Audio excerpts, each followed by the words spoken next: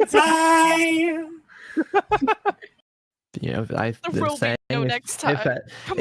if at first you don't succeed, you can keep trying until you succeed, I think, is the saying I'm a there. trash cannot, Mason. No. I'm a trash cannot. Garnet. Remember the conversation that we had earlier? I think some concepts can apply here about how, you know, when you're in your own emotions, you feel like you want to do the thing right now, and sometimes you don't want to do the thing at all, and that's right now. But then you have friends or people that I'm gonna die you know alone. no, Garnet, you're gonna be okay. Let's just. Can you take some deep breaths? We can do it together. We can do it together. Who am I gonna take to the blue gala or whatever fucking color it is? You can stop. Okay, so Leg Day impersonates the boyfriend. Is that why they broke up? Oh my god! I'm thinking this is afterwards. Oh my God! Oh, I'm just putting it on the table. You don't have to go with it. I'm just putting it on the table. I don't know if that would end up in being friends as much as being. That's gonna annihilated. derail the crap out of this game. But is it though? Well, you know, We're gonna turn absolute power into a dating sim. You turn into a girl and bait him into doing something. So we end up bonding. A loyalty test. You loyalty test the ex-boyfriend. Wait, what if I like? You know how they do this on TikTok? Yeah, they set it up, and you guys are like in on it. And Oh my gosh, that's awesome. Yeah. It's more about what we're going to accomplish. I think this is, it's beyond just me. I'll be okay. It is beyond us. Taps Mason's shoulder and, well, our last friend died, but I'll make sure you don't. Our last two friends. Oh, sorry, 2. Yeah, thank you. Oh. But you're going different. to. You're built different. I'm gonna take that as it was supposed to be comforting. So thank you, Garnet. If you allow it. Let's hear it. Let's hear it. Since I'm falling with the horse, Mhm. and the horse is a horse Of course, of riding capacity, can I use my reaction to jump, since I'm mid falling, jump off the horse onto the carpet, but using physics, since I'm jumping and using force to jump off the horse, it would now accelerate the horse towards the mirror and maybe cause a crack or shatter? Roll an Horse acrobatics bomb. check to make the jump. Oh fuck. I'm in danger. Can I make a dexterity check to catch her, please? Use your reaction and make a dexterity saving throw. Dexterity saving throw. Sorry, mate. It's fate. I love you, and I always have. Even though you killed me, I thought our relationship would grow into something so beautiful that neither of us would be able to stop that love or passion. Wait, hold on. Just wait, don't go into the light yet. Like, hold him like up my arms as he's on fire. Oh god, this kind of hurts a little bit. We could have been friends. We really could have. But I just want you to know that even in your death, you will be remembered. Because I have a new line of cryptocurrency coming out. Wait, you what? They're called NF trinkets. Oh god, fucking kill me now, please! Well, we can get you contact with our administrator and we can sort out this issue, but we do have to head on inside for an important matter. Yep. Important matter is going to have to wait. Sorry. Slight matter of defamation of character. No, I've been read in entirely on your little mechanical big gob that you crafted up, and having my name bandied about inside that big fancy school of yours, getting all sorts of unwanted attention from the big horned man himself. Ooh. Well, you sound and look like an asshole, so I feel like we did you a favor. The negotiator, everybody. Me and Ariana just swap characters for a second. Sorry, gotta go in. Fuck you, asshole. Gone full Zara here for a moment. then tell me everything you believe may have occurred. You ever heard of the ass snake? I don't know.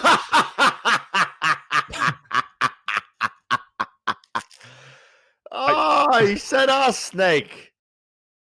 I don't know what they preach where you come from, mortal, but that's not actually a problem. We don't really care. That's, whatever keeps being alive joyful, you keep being alive joyful. That's not my concern. You have no idea what's going through her head right now.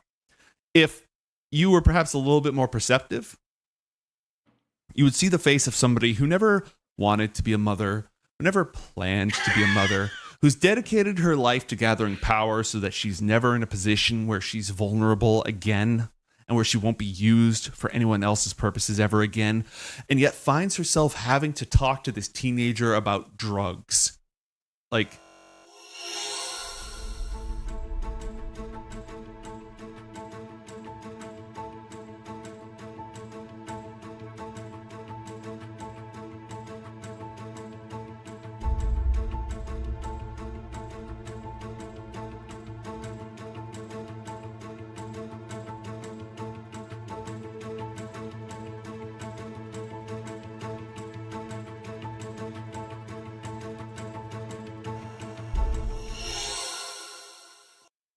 on an astral fortress lost to time, deep within the secret catacombs, our heroes have struck a bargain with a wizard who sacrificed his own people for his safety. It remains to be seen if he's as good as his word. Welcome everyone to Coriander Society. I'm Tormented by Gnomes, your dungeon master. I'm joined by Lafon and Drosy. Lafon, what's going on? I have now moved my Winton and Snowball, respectively, from the place where they usually sit, which is there in front of that artwork, to there. So now you can actually see them during the show. Magnificent. In other news, I upgraded my coffee station, so I'm much happier. Also good. The camera's focusing on them and not me. That's funny. Yeah.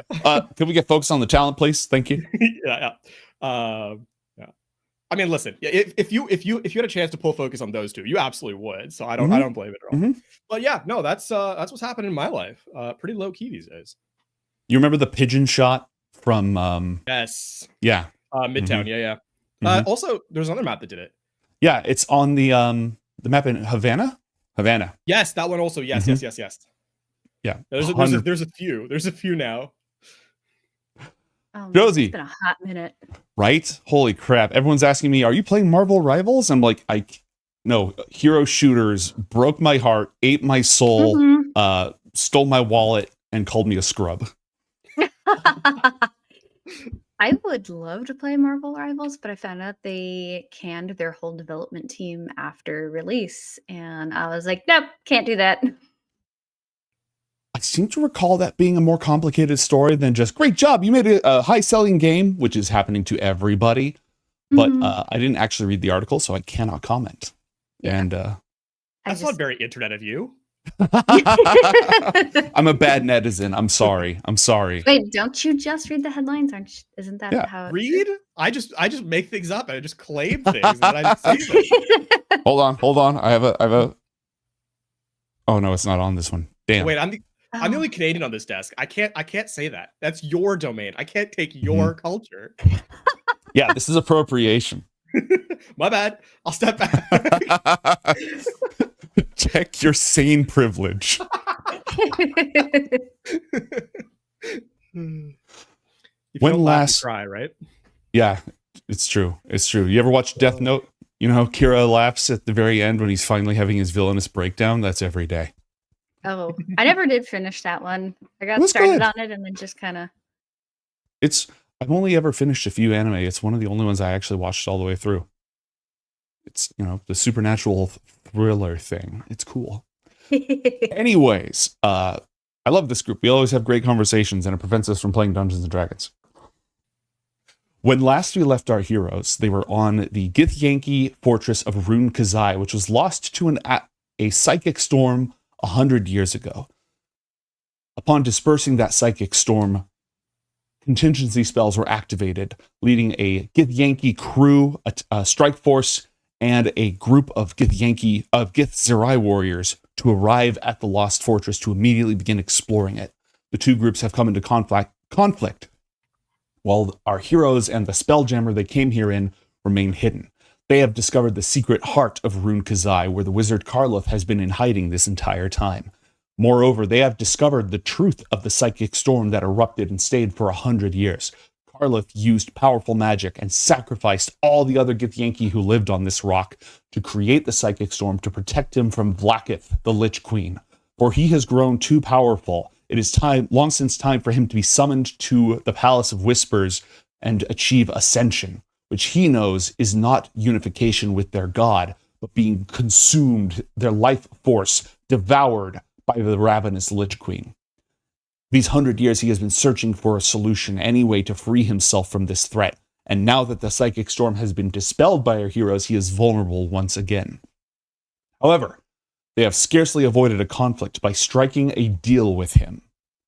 Despite the navigating the various moral compasses of the people they came here with, including an actual celestial, to arrive at a satisfactory arrangement. The terms of your deal are, Karloth will help you rid the Forge of Mind Flayers. In exchange, you will defeat Vlaakith, which he is not taking seriously, and introduce him to the Pact Malefic, an interplanar organization of evildoers with access to the resources and knowledge of 1,000 worlds. I should point out that you met the Tenaria Cyst, which is one sort of cell of the Pact Malefic on your world, but there are others elsewhere. So you could fulfill your bargain without bringing him to Ascus.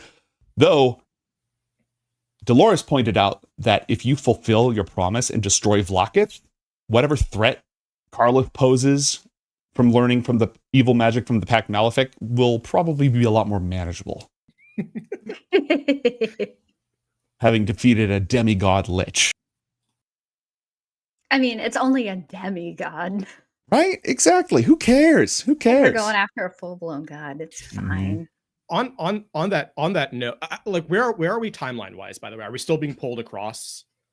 Seconds after he said, "Let's see what we have on Penumbra," I moved you to the library, which is right here, but you don't have to be there. You're absolutely allowed to backtrack and like have asides, whatever you need to do. Oh, the only aside I was going to say is we know that Vlaakith is a lich demigod-esque entity, right?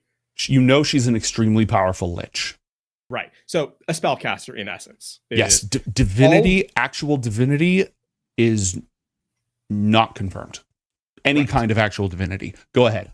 Copy. There's already the thread of as soon as we've kind of made inroads into this is their next pathway forward, Yasmin has taken out her wristwatch and is starting to draw threads on. There's before, everything that had kind of come through was very mechanical, gears and kind of elements of like steampunk-esque. For the first time now, you kind of see gossamer threads apparate from the wristwatch. Lines of code that seem to be coming from here. Any of you who have been around Carmichael enough will around John will recognize this. This is very advanced technology. It is clearly very rudimentary in nature, but there's an element of research of how can we expand the non-destructible entity that is my spell casting beyond its limited capabilities for my own work. Threads are being created already. A message is also being sent to John with a notation in code that is what our initial plan is. Is it just get in, loser? We're going to kill Vlaakith. Well, remember, not far off. There is still the annulus as well, the psychic nullifier, the weapon that this is you like believe. 2 minutes. This is 2 minutes as we're turning away to kind of get to the exactly. Okay. It's during the time that Carlith was like in mental contact with somebody that you noticed him casting that sending spell. Dolores, is there anything that you wish to do aside from just gaining access to this library? I would like to find out who Carlos was talking to. How would you like to do that? I guess I'll just ask him. Roll a persuasion check. All right. Oh boy, let's see how it's been. Welcome back. Ah, 30. 30. Okay.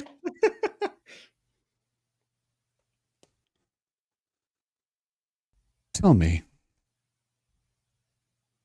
if you had the choice between passing a century in utter solitude or in pleasant company, which would you pick?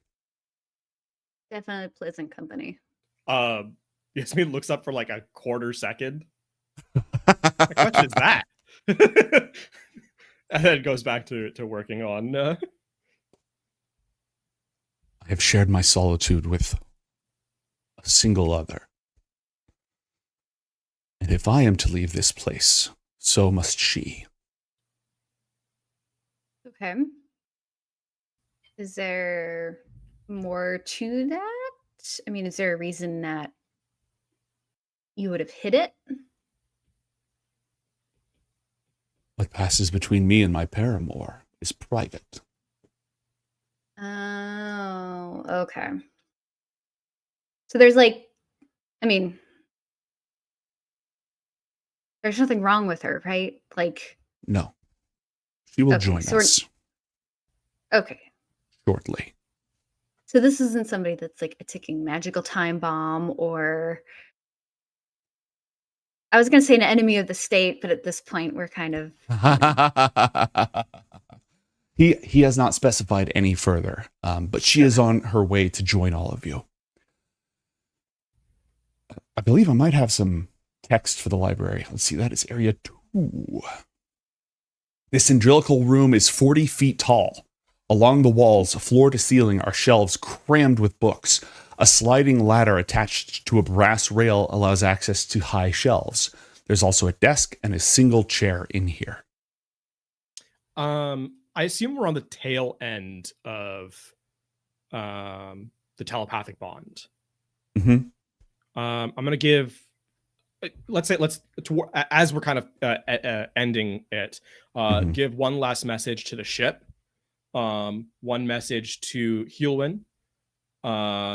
And is there anybody else who's no, I think those are the two. One for Heelwyn, what like just keep us abreast of like a last report essentially of what's going here as we're about to lose communication, and then give a like 10-sentence rundown to the ship.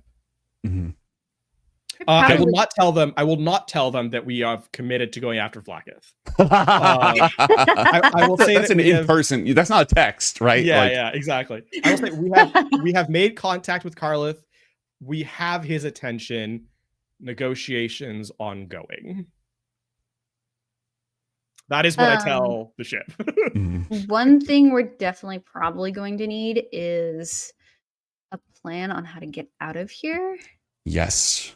Because I don't think we're going to be able to just like get out of here undetected with that big force out there. Mm-hmm. So we're definitely going to need to come up with a quick plan with that. So we may want to message the captain. Captain Domnica? Yeah, Domnica. There's always the red herring of using the Githyanki to create a localized storm temporarily as a distraction once we leave. Gil, when you're okay with the Githyanki being executed summarily, right? If they've come here to conquer, then yes. Perfect solution. I mean, is there really much to conquer here? Their intentions are what I care about. Oh. If they came one of here those, huh? to harm and oppress, then they are fair game. Sick. If they came here purely to explore, then it depends on their actions. Do they usually do that? Are they explorers? Their queen has tasked them with subjugating all material realms and the astral.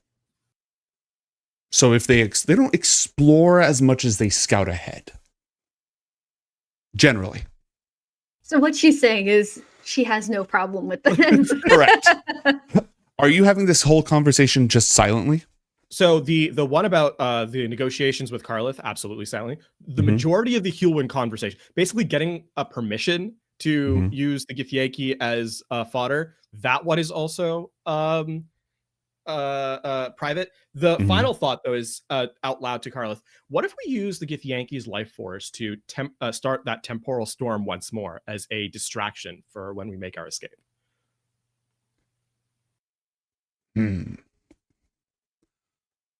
The procedure for the spell is not swift, and it would require significant adjustments for this few souls. What timeline are we talking? Days, originally. It is possible that I could attempt to modify it, or I could just go kill them. We're thinking, we're trying to take a second step forward. If you just kill them, you're a player in the game. It now becomes who can kill. If you're a Vlaakith, who can kill that many Githyanki?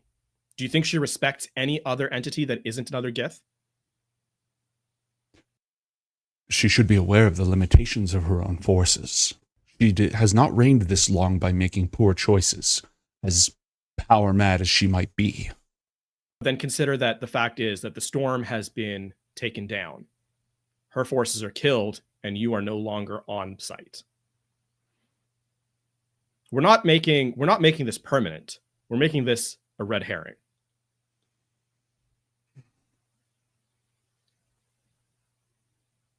Very well, but I will require the use of your vessel. I intend to bring my belongings with me. The ship? Yes. At that, I will. I don't know. He gestures. We'll have time to talk about this when we actually execute the plan. He gestures up at all of the books in his collection.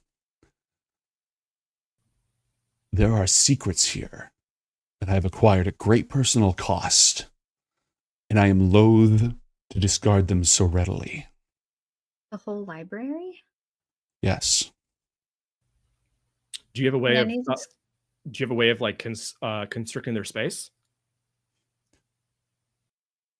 Storage crates and the like. I mean, Sure. should we put these in a bag of holding? To a certain degree. The bag of holding holds 500 pounds. So the ship is large enough to carry a lot of this stuff, maybe all of it if it's properly packed. The only issue is that's going to take time. Right. So, okay, we do have two things. One, we have to rearrange the spell, which will take time. That can be used to pack. But also, how much rain do we want to give? This is asking this one privately between the people in the room. So, Med Within, Dolores, and oh my God, Zomkug. My brain. You've been here the whole time. Zomkug's just chilling. Yeah. I'm not averse to keeping this information with us, if only because losing it may end up costing us something. But also, this is not how negotiations go, where the source gets to just take what they want and make no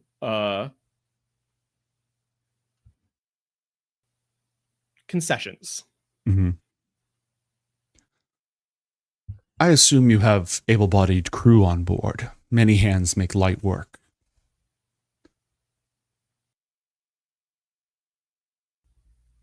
We can deal with these intruders, neutralize them. Then, while you and I make the necessary adjustments using the recently harvested materials, your sailors can load my things.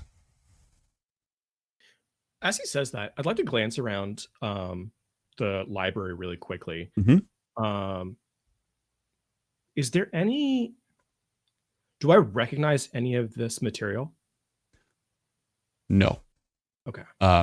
given that you only recently went multiplanar, none of these books originate on Ascus. So if you have seen any of them, it was like in Ivis Fatalibus's library, because he had access to off-world things. Go ahead. On Perianth, we specifically went to research the library there. Yes. Okay, there are some things in common. Okay. Basically, I want to know the direction. Obviously, he's a well-studied caster like this is going to have a lot of breadth, but I want to know if there's a direction of study in any particular, field. I'm trying to think of the 4 knowledge abilities, because he wouldn't have like science. He would have nature, which is science, but not quite. Yeah. Arcana, history, and religion. Yeah, all 4 of the big 4 are in here.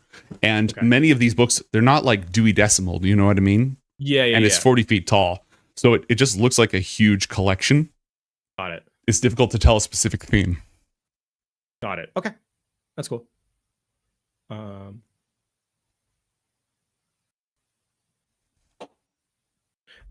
assume now that our telepathic bond has dropped. Let me double check something real quick. Okay. No, this is while we're continuing. I want to know what the Dolores, while this investigation is going on, I need you to make a wisdom saving throw. Why? Uh-oh. Oh no. Allow me to explain why.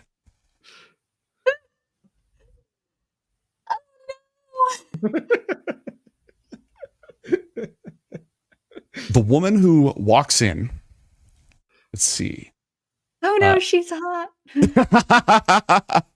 And her wings are fully displayed, which they wouldn't have been if you had stumbled in on her. Where is her room? I can tell her where her room can be.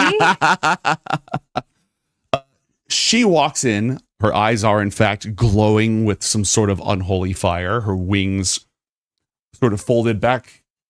And she stretches and... Carleth, will you introduce me to our guests? Do I? So I am... I've been around Dolores... my tongue.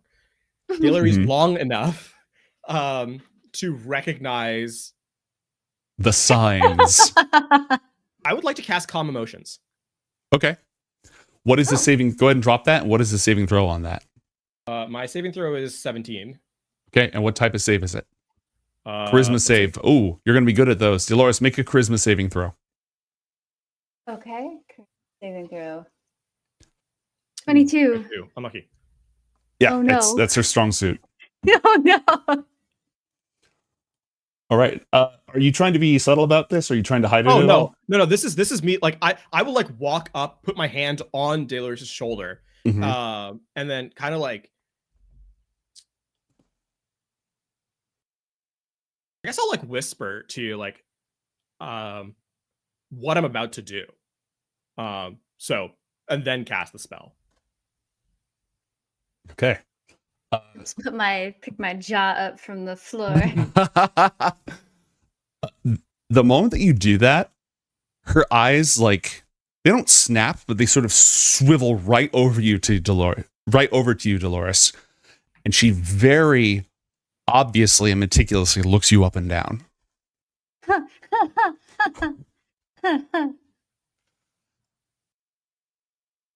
Carleth, did any of you tell Carleth your names yet? Has that come up? I don't think so. I don't think we've actually had an introduction. Okay, then. Carleth, with his hands folded behind his back, sort of just tells her, "We haven't gotten that personal yet, Leska." She is going to walk right past Yasmin, right towards Dolores, and says, "Oh, my treat, then." I want to glance over at Medwithin real quick. All right, give me one moment. Oh, my natural 1. Wow. Oh no. Let's see here. Roll an insight check for me, please. Me? Yes. Oh. Okay. She's watching this interaction, and it is very hard to read her face. She has practiced for a very long time being her poker face for being at court and in high society. I'm gonna just like shrug slightly at Medwithin. Not like a this is how it is, but kind of like a this requires a conversation later kind of thing. Like between basically like between me and her only. This is not inviting Delores into this. This is not inviting anyone else into the room into this. Right. So, Dolores is gonna put her hand, pleasure to meet you. I'm Yasmin, and this is Dolores. I mean, that's Yasmin, and I'm delighted. I mean, Dolores. She takes your hand and she doesn't give you a shake. She like pulls it up for the courtly chivalric kiss instead, but lingers on it. Her lips are very warm as she lets you go. Can I use my bonus action to technically bonus action to do your thing? Yeah, go ahead and do your thing. What is it's intelligence check, that's right. Mm-hmm. Oh, it's an advantage. 18. She could not be any more obviously a succubus. That's funny. I'm going to I mean, I assume I know everything about what she is now, I suppose. She can and she actually seems to be like an advanced version of a succubus. Okay. Both more inherently powerful as a fiend, and she's probably done some studying of magic while she's been here for the last 100 years. So she has both learned skills and more innate power. Charm, enthrall, shape-shifting, turning ethereal, draining your life force with a kiss or any other intimate contact. She did not do that to you just now. Yeah, basically, is this just like her natural suave self, or is she like engaging in I suppose the line between what is actual power versus what is casted power with this person is a little less obvious, but she has not used any supernatural abilities. This could be part of her hunting behavior, right? But no openly hostile actions have been taken at this time. Got it. What is Carla's reaction to all of this? Give me another insight check. Where's there? Oh no, well, thankfully it's the first one. But okay, a natural 20. The look he's giving her, he's somewhat annoyed with her, but it's not out of jealousy. It's out of Laska. We can't eat them. Got it. These people are not food. Got it. Okay. They're friends, not food. Exactly. He doesn't as much as say that. And he has already telepathically communicated the basics during his sending spell with her.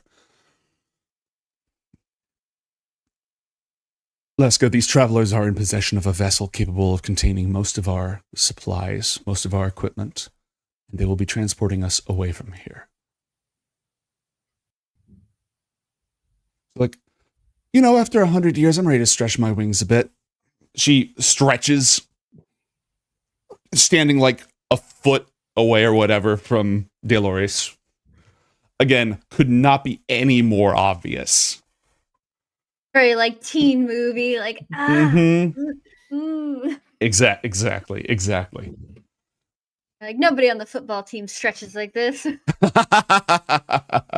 He sort of gives her a look, and she winks at him, walks around you, placing a hand on your shoulder, and then goes over to stand, for a moment, and then goes over to stand by him.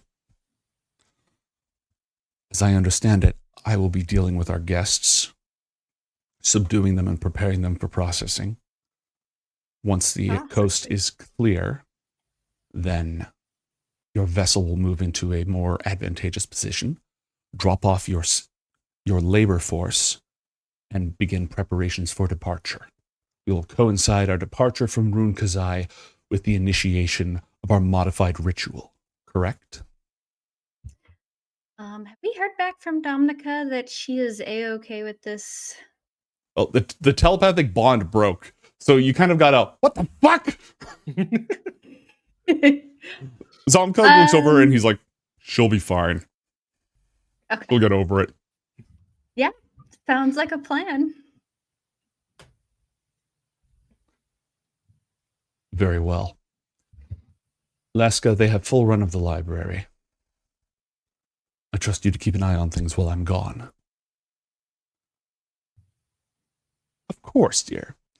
Then, barring any interventions or anything, Karloff is just going to leave these strangers in his library. He said he's going to go deal with the force. Okay, got it. He has his staff of frost charged up. He's got his carpet of flying underneath his. He's like getting his buffs on, all of that stuff, just getting ready to go absolutely bananas. So, what are you looking for? She's now leaning down on the desk. Her tail slowly runs up Zomkug's leg and his back. He clearly looks appreciative, but then he just kind of steps away. I'm working, lady. See what else that's there. Mm-hmm. Okay. If I roll at disadvantage, I never did double check what. Do double check that, and then. Yeah. Oh snap! I don't. While you're looking that up, Yasmin, what are you doing? So in the immediacy, I'm looking for. I'm like scanning through the books here. Was this where he said the information on Penumbra? Yeah, was going to be correct. Okay, so I would like to make two. First thing I would like to look at is on the topic of astral mental energy, because essentially I will be helping. I assume I've been recruited to helping like modify this spell that's coming through.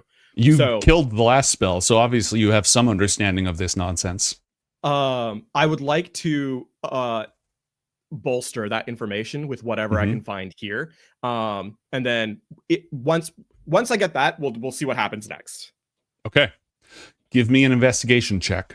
This is going to take time. This is not an organized, like, it's somewhat organized, but a lot of it's in languages that you don't understand or formats you're not familiar with. That's the other thing I was going to do. I'm casting comprehend languages. Cool. To make this a little bit easier. So let's get rid of another spell slot. Yikes. Okay. And so, all right. So you said make a what check? Sorry. Investigaciones. Aye. 27. Okay.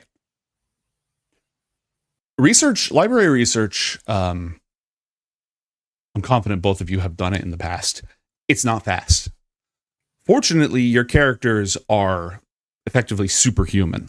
So it's going to be faster. Right. But it's still not fast. I think what I'm one of the ways I'm trying to speed this up as well, right, is I don't need to become a perfect expert. I need to become a oh my god, why is my a MacGyvering expert. I know what shortcuts I need to take. Having broken the spell apart, reverse engineering things is kind of my specialty. Let's put it that way. Right. So I don't need to know like the baseline, like if you've ever written code, like someone and like gone through someone else's code, like repurposed it. I don't need to know the baseline libraries. I don't. You just need to copy it, throw it in there, and adjust some of the parameters, right? Correct. Cut out some of the pieces you don't need. Absolutely. This is also an area Medwithin is familiar with, so she's going to help you in this endeavor as well. Anytime I get to something I don't understand, or is like something that my information is not like my foundation isn't built correctly, I'm just gonna look at her and like be like, your turn to step in. Let's fill this information. You actually do the proper theory. I just rolled a natural 1 again. Apparently she's more distracted or unhappy with this situation than I thought. Her mind keeps wandering. Dolores, did you figure out if your heresy gives you disadvantage on things? Not yet. Hang on. All right. I'm on a different computer, so. Right. Just go ahead and make an investigation check. Do it with disadvantage. We'll take the first number unless it turns out that you do have disadvantage, in which case we'll take the lowest number. Okay, investigation. Yeah. Okay, so that's either a Woo! 20 or a 9. What are you spending your time looking for? Anything that I recognize, anything other than like books. If there's anything like wedged between books, or anything that I recognize or might be useful. Anything like that. Okay. I mean, this is a big library. There's a lot of things like that. Are you looking for information about Penumbra? Or are you just looking for anything that's weird and out of place? Anything that's weird or out of place. Okay. So yeah, maybe information on Penumbra or even information on Blacketh. Okay. Okay, I got some random tidbits for you. Because like this could be the world's biggest red herring, or if not red herring, rabbit hole in here because of the sheer breadth of information. Let me see what I can get for you. Okay. So Blacketh was the name of Gith's advisor. It is unclear whether Blacketh is the same Blacketh from back in the day, or if she's like Blacketh the 17th or something like that. That account is not very clear. The accounts you're reading here on her indicate that it is Blacketh the First, and that the past iterations of her have been her doing the vampire thing, where you fake your own death and then assume a new identity. So all the pictures of you and your descendants are the same person. So it could be more of like a title as opposed to like a actual person. People thought it was a title, and like the next queen would take on the title of Blacketh, but no, it's been the same person from the beginning. She is the one who convinced Gith, the Liberator, to enter a portal to Avernus and go to Tiamat.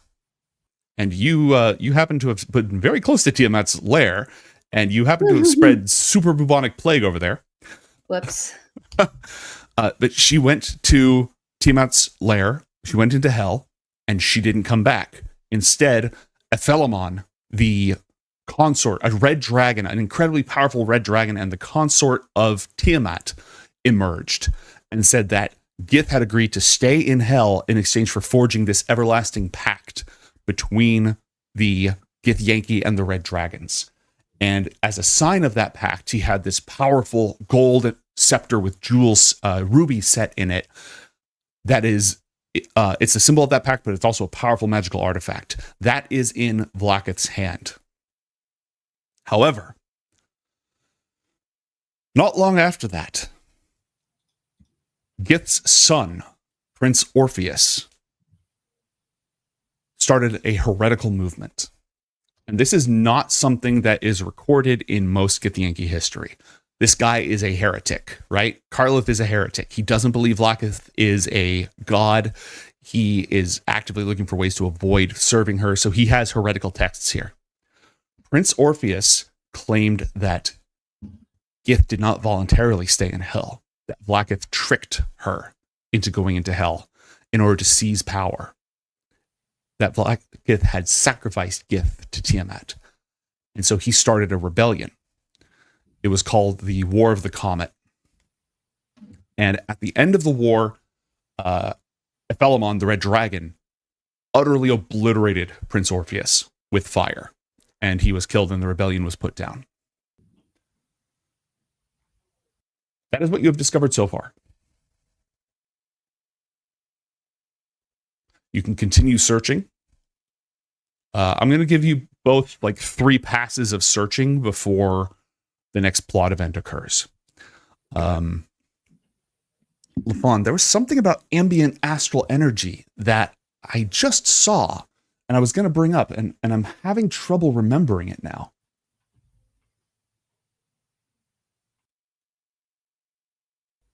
But like, it's absolutely a thing. And you could build receptors to catch it, but the ideal format for that would be like huge collector sales. Right. Like if Ruun Khazai had huge collection sales underneath it of some kind, then it could accumulate that power over time. The spell Create Astral Storm is in Carlos' spellbook. And if you ask Leeska very nicely, she might bring it to you.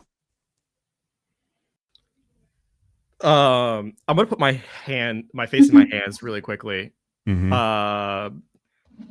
I think if you were to be able to see underneath my hands, you'd see the like golden tears like flare brightly for a second, and then like turn into a dull red as they almost disappear. And walk up to then like kind of stand up, straighten my shoulders. Not quite like cross my hand, basically like the way I'm standing right now, stiff but not unfriendly. And then kind of walk over to her really quickly. I have reached a stumbling point in my research. Would it be possible to take a look at Carla's spellbook? Roll persuasion check with disadvantage, please. That's a big ask. Persuasion? 14. A 14. You know, he said that you could have the library. He didn't mention anything about his spellbook.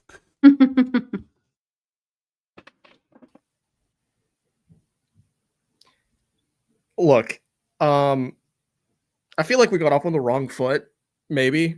I don't know how. I've been standing on both the whole time. This one has jokes. One of the nice things about having a metal face is I don't need to smile if I don't want to.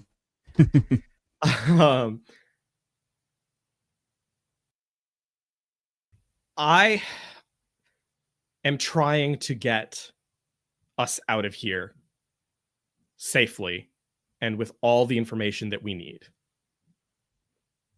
In this particular instance, here, if you want to look at the math, be my guest. Not really, no.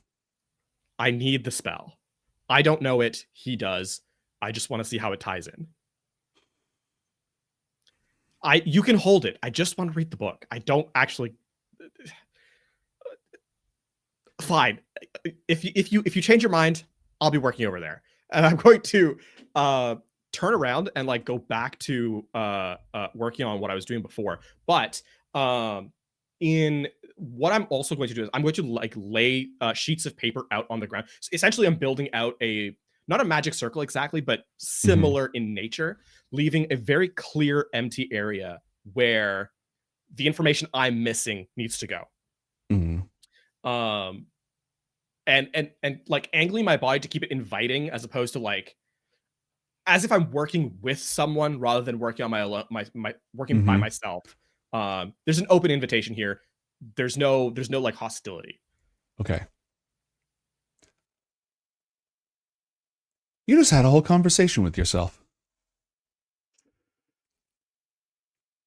I never said no. Then please join in.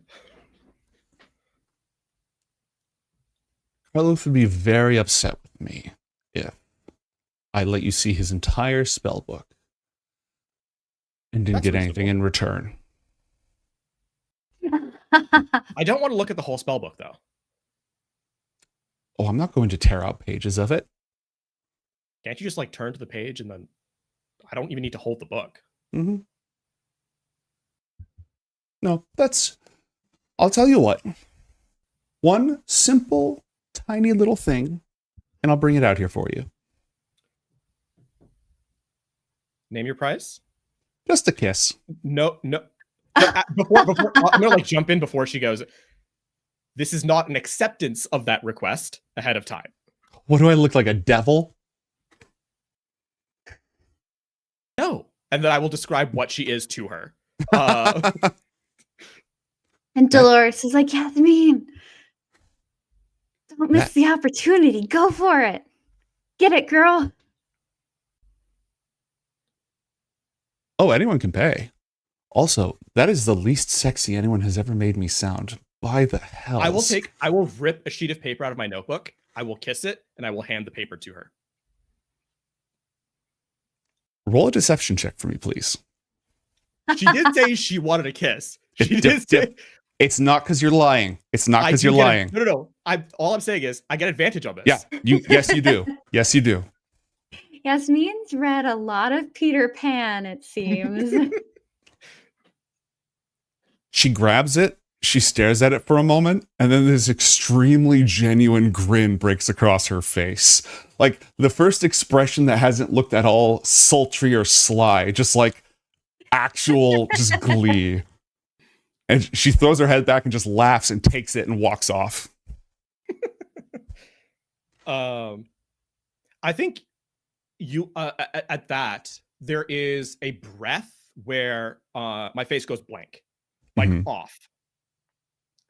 And then there's like two pulses of like a deep golden yellow, like almost like when I cast the solar gaze, like that level of brightness, but like for like 2 heartbeats and that's it. Is that a blush? No, you've seen me blush before. This is not a blush. I don't think you've seen me have this emotion. Now that I think about it, yeah, you've never seen. Dolores, you've never seen Yasmin do this. Interesting. Also, Leska has finished sashaying away, so you no longer have any sort of distractions or disadvantage regardless. Ooh. And it doesn't look like I do. It's very unclear what happens when I miss a I think check. you just need to act accordingly. Make decisions accordingly. I think that's pretty much it. There may not be any mechanical effects. You mean I have to role play? In a role-playing game? My God. As kind of Leska walks away, and can I tell, Dolores, that you've kind of like refocused on what we're trying to do here? Let's put it that way. I'm not stating that you have to refocus. I'm just saying that if there were any mechanical debuffs, they're gone now. So your reaction is up to you. I'm asking Dolores in this moment. Like, I think once she walks away, like I watch her walk away, and then after she's gone from sight, I kind of like sheepishly kind of like glance over at Medwithin, like, have you found anything of interest in the library? 2 things. I'll pipe in on this. As you kind of like, I guess you're directing that at Medwithin, right? That question. I'm gonna like interject. We don't have time. Second, if you want in the future, I can cast calm emotions on you. You just have to choose to fail when I do so. Up to you. That offer's in the open. I wasted a spell spell slot on you. Turn off this charm. I don't know if I can do that. Your choice. I'm letting you know what I'm doing now, and you can clearly hear me. Here's what the plan is, and I'll run down like the quick what I've done, what we're doing, and I'm gonna also like angle my body again, so like I just want to keep an eye out on Medwithin this whole time. Shout out to that XP that we got, by the way. +1 XP. Dolores, when you asked that, right before Yasmin started talking, she clearly had some like witty rejoinder. Not like a sharp biting remark, but kind of like a sort of a poking word she was about to say. And then Yasmin like just started talking, and so she kind of like, never mind.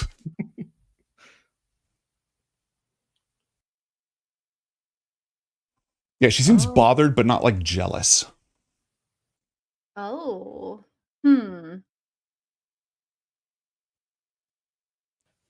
Anyways, Dolores, do you want to share what you found in your research, which has absolutely nothing to do with the task at hand? Yes. Okay. Which Do you would need it- honestly probably make sense because I was very distracted and just being like, I'm looking for something. But yes, I will share the information that I found. It may not be important to the task at hand, but we can definitely use it later, probably. Mm-hmm. Ooh, I have the Gith alphabet. I'll send that later.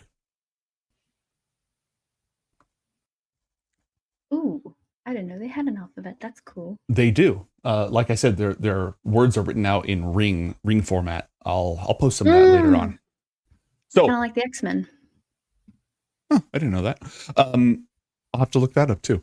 Medwithin has been helping Yasmin with research. Zomgug has been standing there, sort of rocking back and forth on his heels.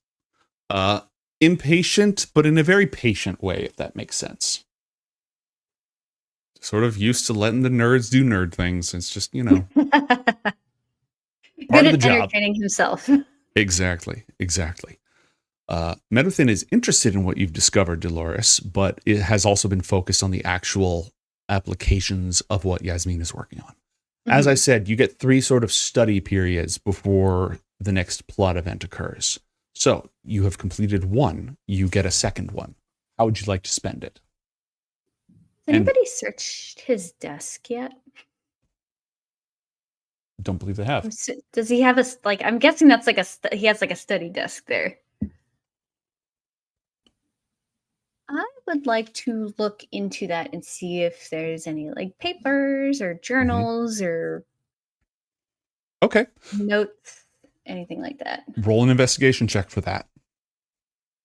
Switch back to normal. I would like to take a small break, by the way, while this is happening. Recast the telepathic bond on our crew. So basically the people who are here, yes. Mm-hmm. I might not have sending, but that doesn't mean we are without. Oh, wait. Do I have sending? I don't think I do. It's a level 3 spell slot, and you can cast telepathic bond as a ritual, which doesn't burn a spell slot. So that's much better deal. Yeah. It won't get you in contact with the ship. Right. But if we need to say something to each other without being heard. Correct. Dolores, the books and notes on the desk all have to do with gods and divinity. That seems to have been that seems to have been a lot of what Carlith was researching. And it's both taxonomical, talking about what is the actual metaphysical scientific definition of deity, what is the spark of divinity, what taxonomically separates gods from non-gods, what measure is a god. But it's also spiritual. It's also about the question of faith in a world where the existence of the gods is not theoretical. What it means to pray or to worship. Carlith has been doing a lot of soul searching in the past 100 years. Interesting. It doesn't seem like he's come to any hard conclusions, but a lot of the things here have to do with the faith without gods, faith in causes, faith in the self, faith in natural forces, in philosophies. You get the impression that is the direction that he has gone. Your mind flashes back to the chapel you walked into with an altar that had no icon, just a black banner behind it. Religion, faith of any kind, is absolute sacrilege against Vlaakith, who demands the complete worship and loyalty of all her subjects. Interesting. Is there any that he's focusing on right now, or mostly it's kind of spread out? He's researched a bunch of different deities, which I don't think I have that thing open. Hextor, Erithnuel, Bane, a lot of gods of tyranny and violence. Baka, the god of magic and knowledge. different deities from different pantheons all over the place. And it really feels like he's kind of bounced off of all of them. Okay. He's going more in this direction of faith in philosophy that's so strong that it can actually grant divine power. Interesting. So, is there any insight I can glean from this information that I'm looking out of his? Like, is he doing this purely for self-fulfillment? Is he looking to kind of become his own god or god of others? Like, roll an insight check for me. insight, where are you? There you are. 15. 15. He's doing this out of self-preservation. He wants protection from Vlaakith. He doesn't want Vlaakith to eat his soul. Okay. And so the limits of the arcane are something he's come up against. So he has been pursuing the divine.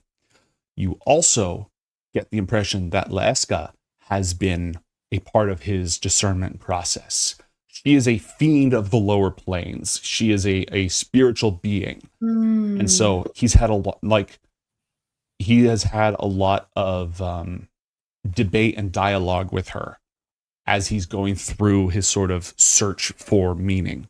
Except that it's a search for meaning and a search for divine power, not to be a god, but to protect him from Vlaakith.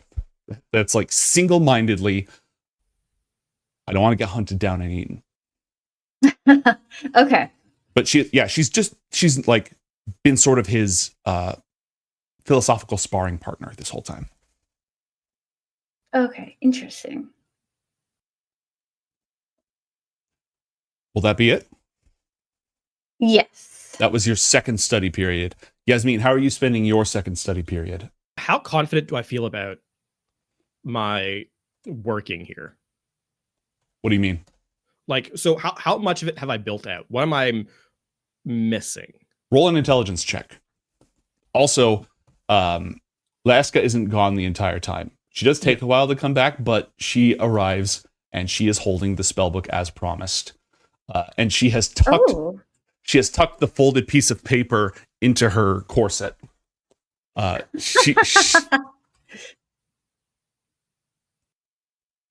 you have is not complete, but you are building the knowledge that you will need in order to do this. Yasmin, you're going to need to look at the ritual center where the magic was cast, like the facilities that were used to activate this, because a lot of the theory of this spell is not in this library. You're just learning like the basic precepts of astral energy and such, and it's functioning. And there's some stuff about psychic storms, but how to invoke one, like he's the inventor of this spell. He probably read some of the stuff you're reading in order to get there, but the last piece is in fact his spellbook, which Leeska delivers to you. Okay.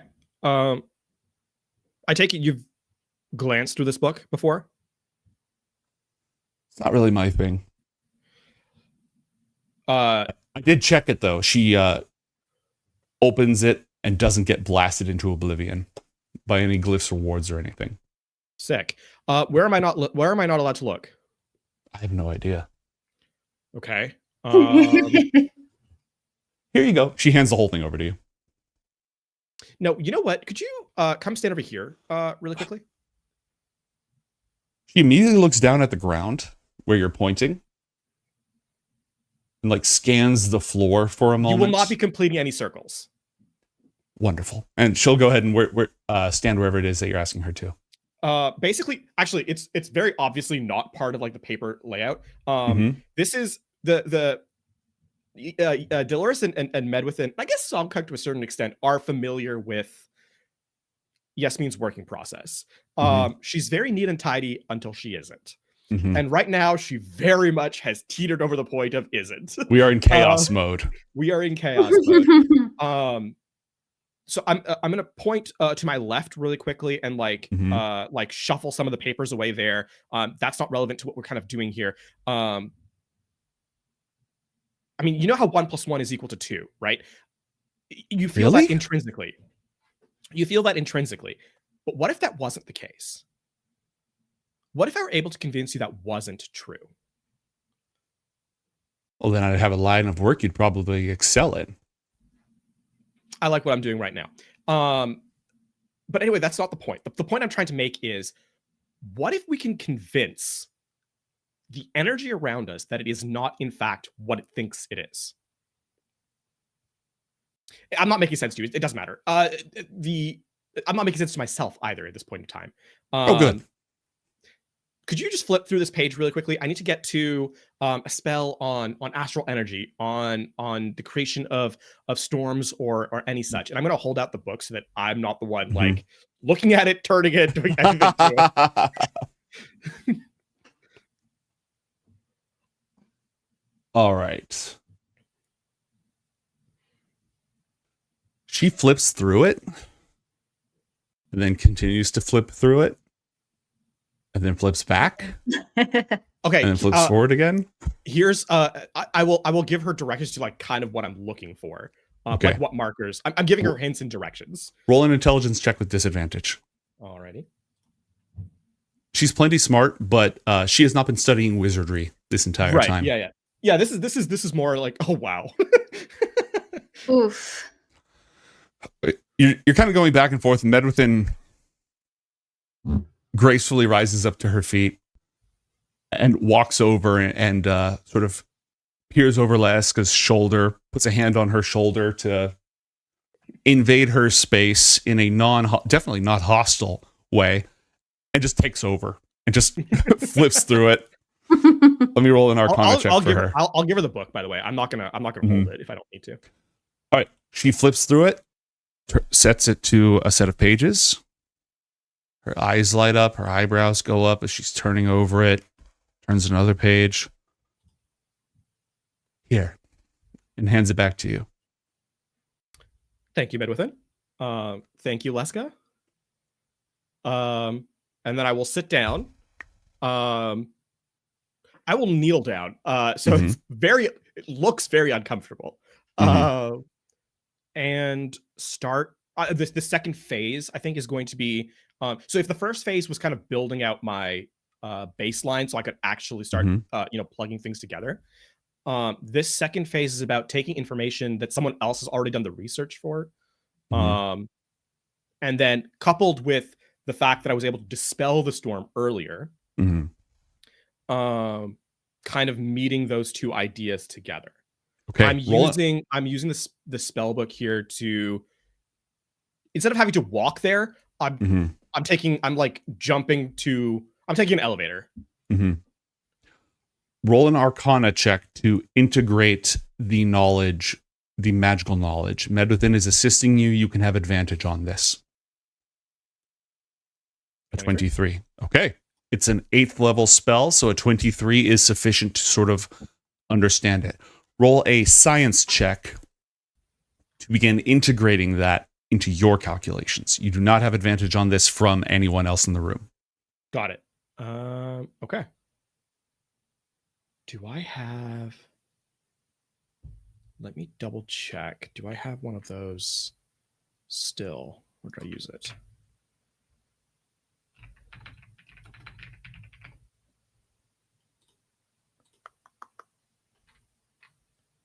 I used it. Unlucky. 20 flat. Okay. Yeah, you are integrating the arcane principles with scientific principles, and it's an 8-page long spell, and it details a very complex and long ritual. It has some of the equations in there, some of the notes about how much psychic power was required. He sacrificed several hundred beings in order to do this, and then used the spell matrix to stabilize it for 100 years and just sort of contain it and pressurize it so it didn't just dissipate and the storm continued to go for that long. You also see a couple of the designs for the different circle patterns that he used, which are here somewhere in, like, they're engraved into the floor somewhere in here.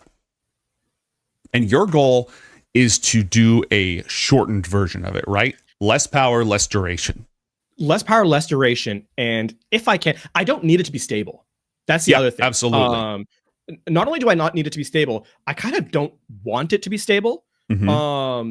Because my thought process is that stability makes it a non-fact. You don't want to check on something that's stable.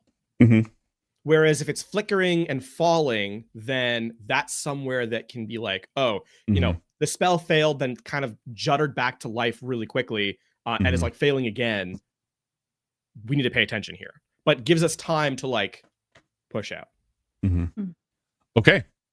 You're working hard on that. You had a very successful second study period. The two of you get one more study period to integrate these things, and then you'll find out what happened to Carlith. Okay. What would each of you like to do? I'm gonna, I guess, in it at some point during all this, kind of message over to like Zomkug and dealers.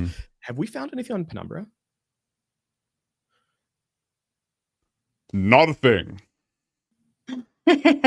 Have we looked for anything on Penumbra? Zomkug again. Nope. I'm just putting it out there. We could do that. Yeah, so Dolores is gonna check on stuff for Penumbra. Okay. Oops. In between, like, shamelessly flirting. Which she vivaciously reciprocates. Go ahead and roll an investigation check, please. 19. 19. You haven't found anything yet. Oh. It's a big library. It's some of the most obscure bits of information. Yasmin, how do you want to spend your third study period? And is Medwithin still assigned to work with you? How close am I to finishing? How close do I feel like I am to finishing? You feel like you could whip something up right now.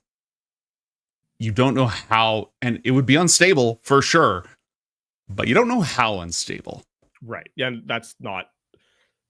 I want unstable that I'm fully confident in its direction. Controlled chaos. Yes. Medwithin, I suspect I can fumble my way through this last couple of tweaks. If you feel your talents are better served elsewhere. We do still need information on what we actually came for.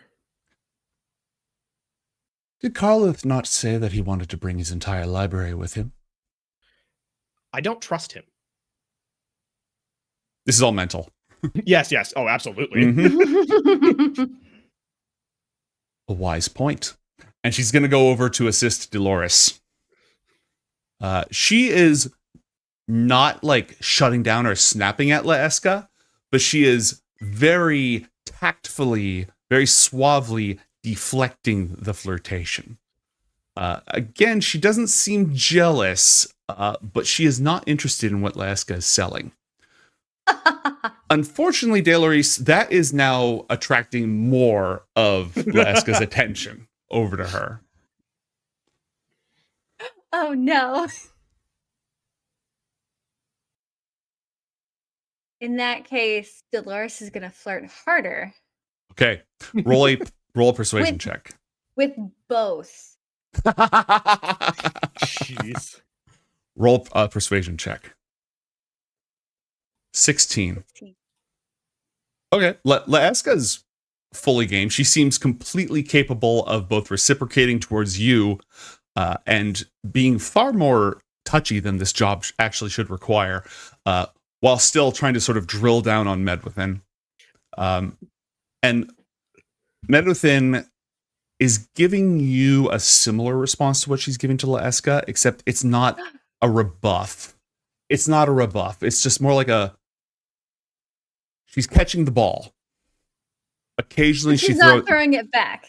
Yeah, she's not dropping the ball. With Laeska, she's sort of like dropping the ball. With you, she throws it back every once in a while. It's kind of I'm working here. We have an important job to do.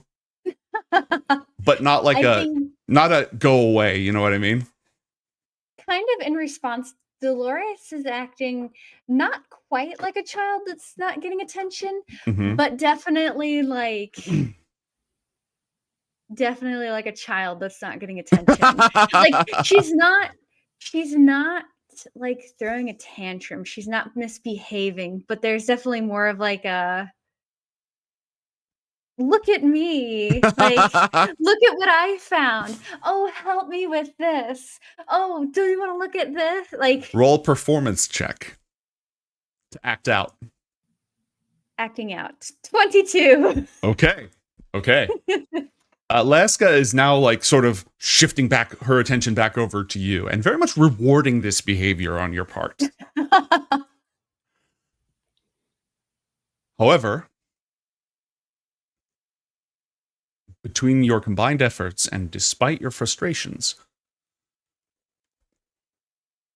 Medwithin has found something with your assistance. Because you both rolled 19s.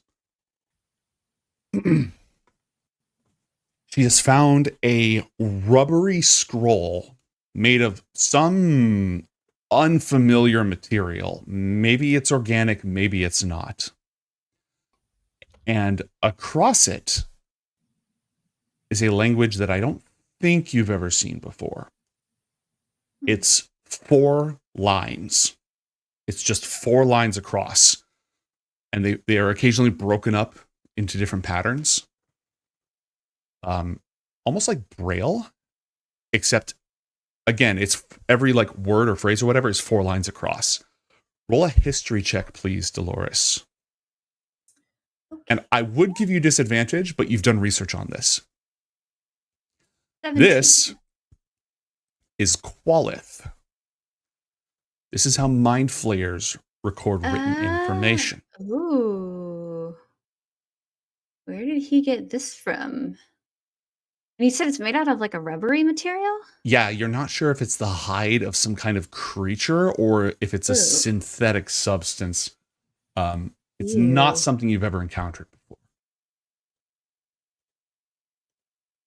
Okay, interesting. So I'm wondering why Carleth might have this. I'm actually gonna ask Leska if she knows where this came from.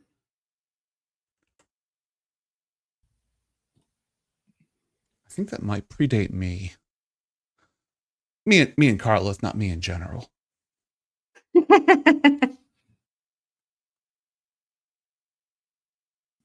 That being said, it's not that strange for a Githyanki to keep trophies from fallen foes. And Carlith is not afraid to turn anywhere from knowledge. Even the devil's right from time to time.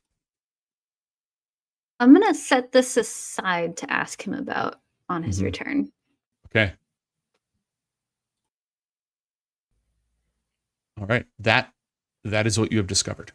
But as of right now, unless you have a comprehend languages spell, you cannot read or understand it. Comprehend languages. Nope. Okay. And Yasmin is fully engaged in your own work.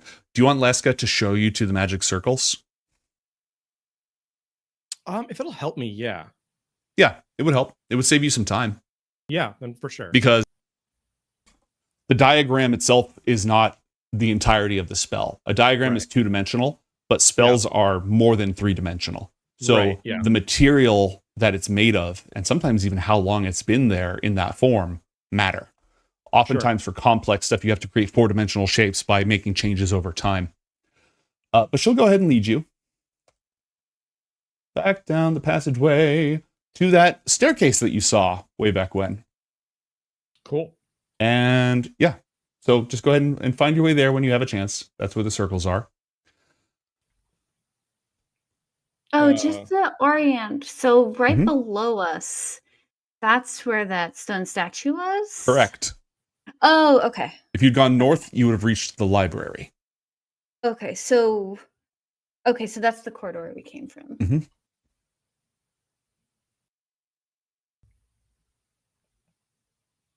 All right. Not long afterwards, Carlith returns.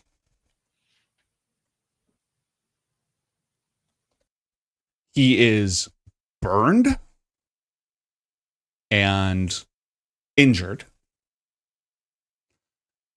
And there's like a dozen Githyanki marching behind him in chains. Oh my god. This is all I could get. Their skiff has departed. Oh, they left. We need to work quickly.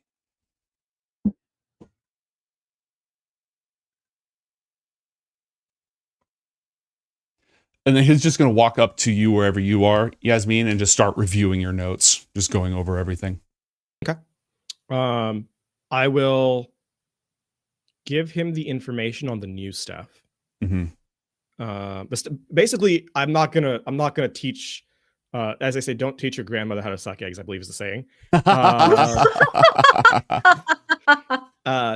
the stuff that is new to him, I will inform him of it. Okay.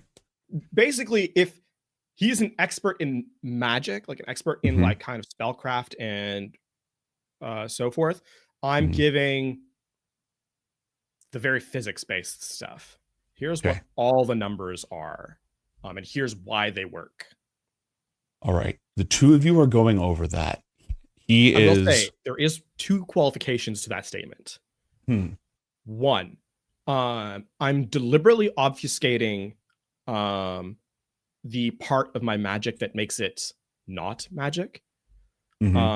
I'm not giving him the details on like how my stuff is immune to counterspell, dispel magic, etc.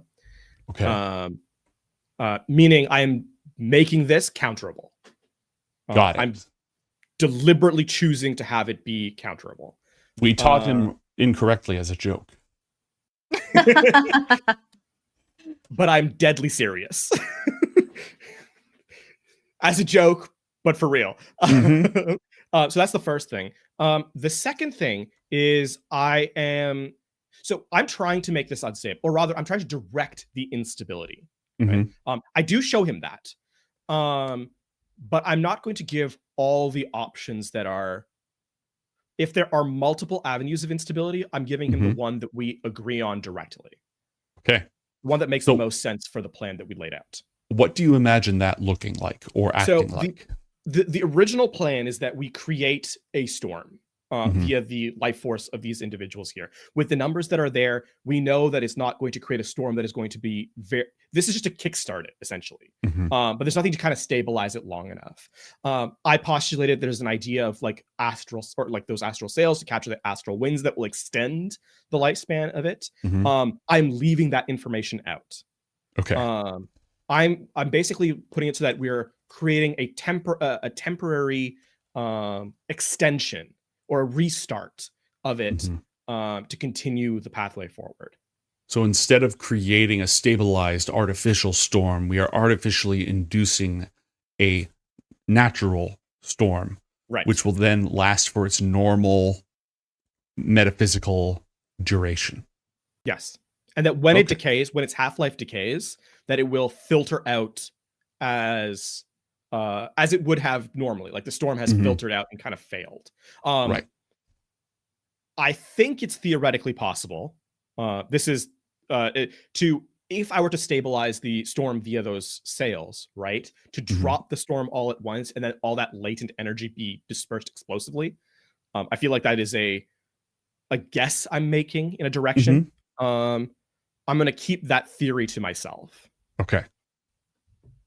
All right. While the two of them are working on that, Dolores, what are you doing? Oh, good question. I'm going to continue to search the library. This time I am going to look for more on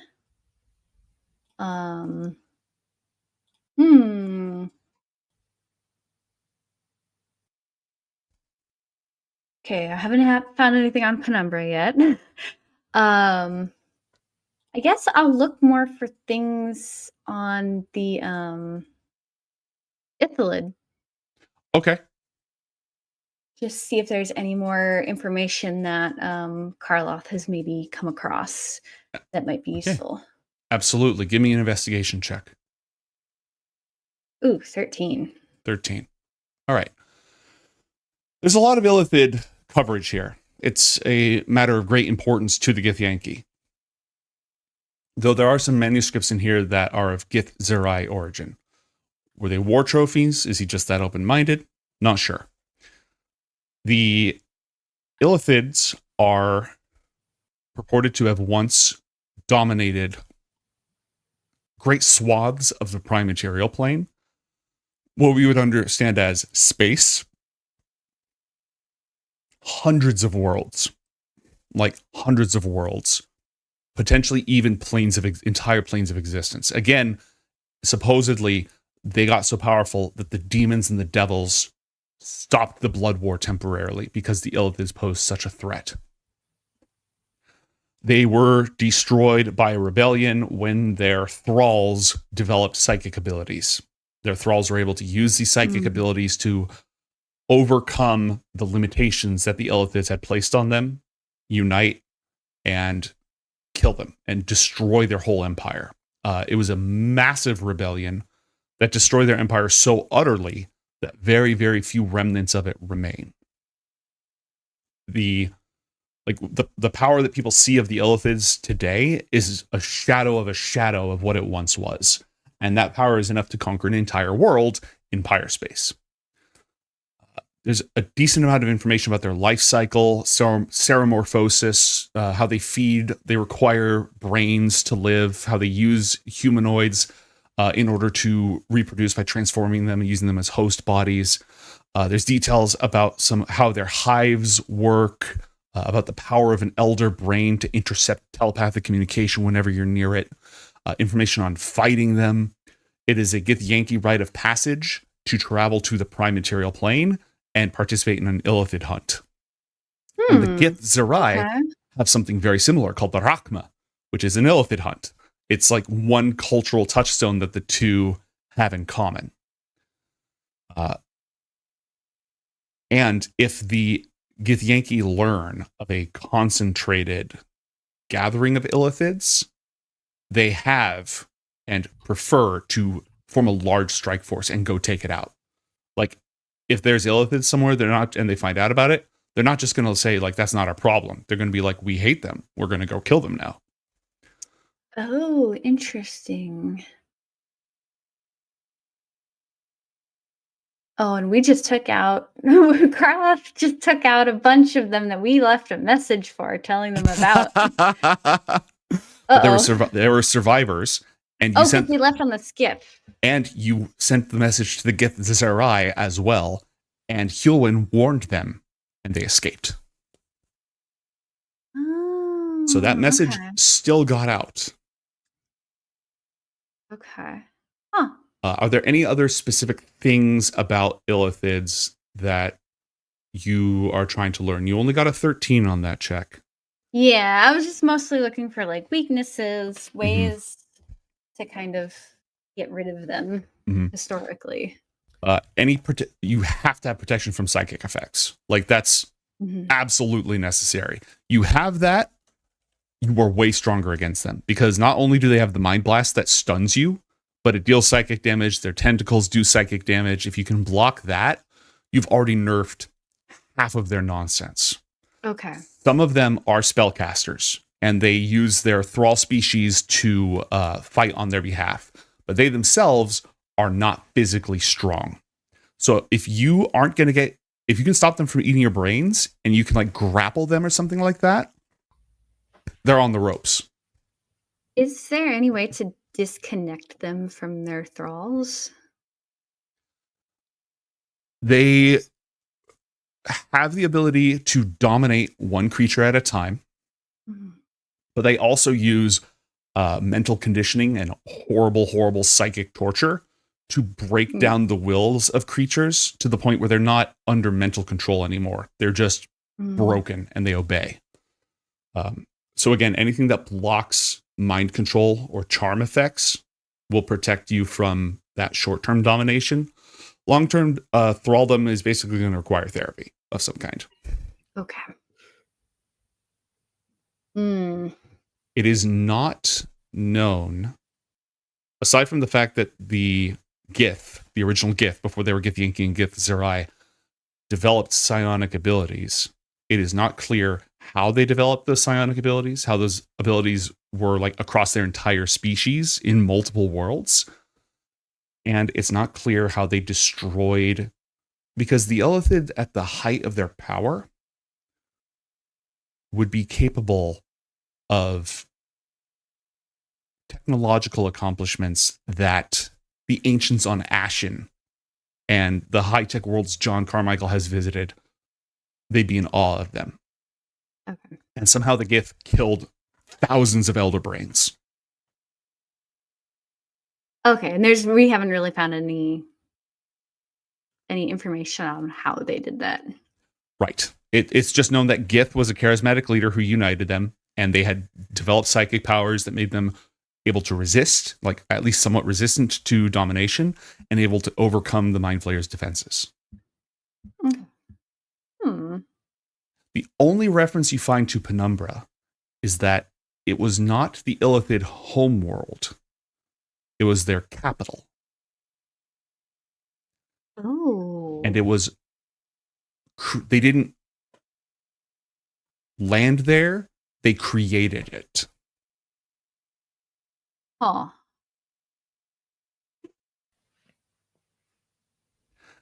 And on that lore dump, we're going to go to a break. I'm going to feed the cats so they don't skeletonize me, and we will be back in a few minutes.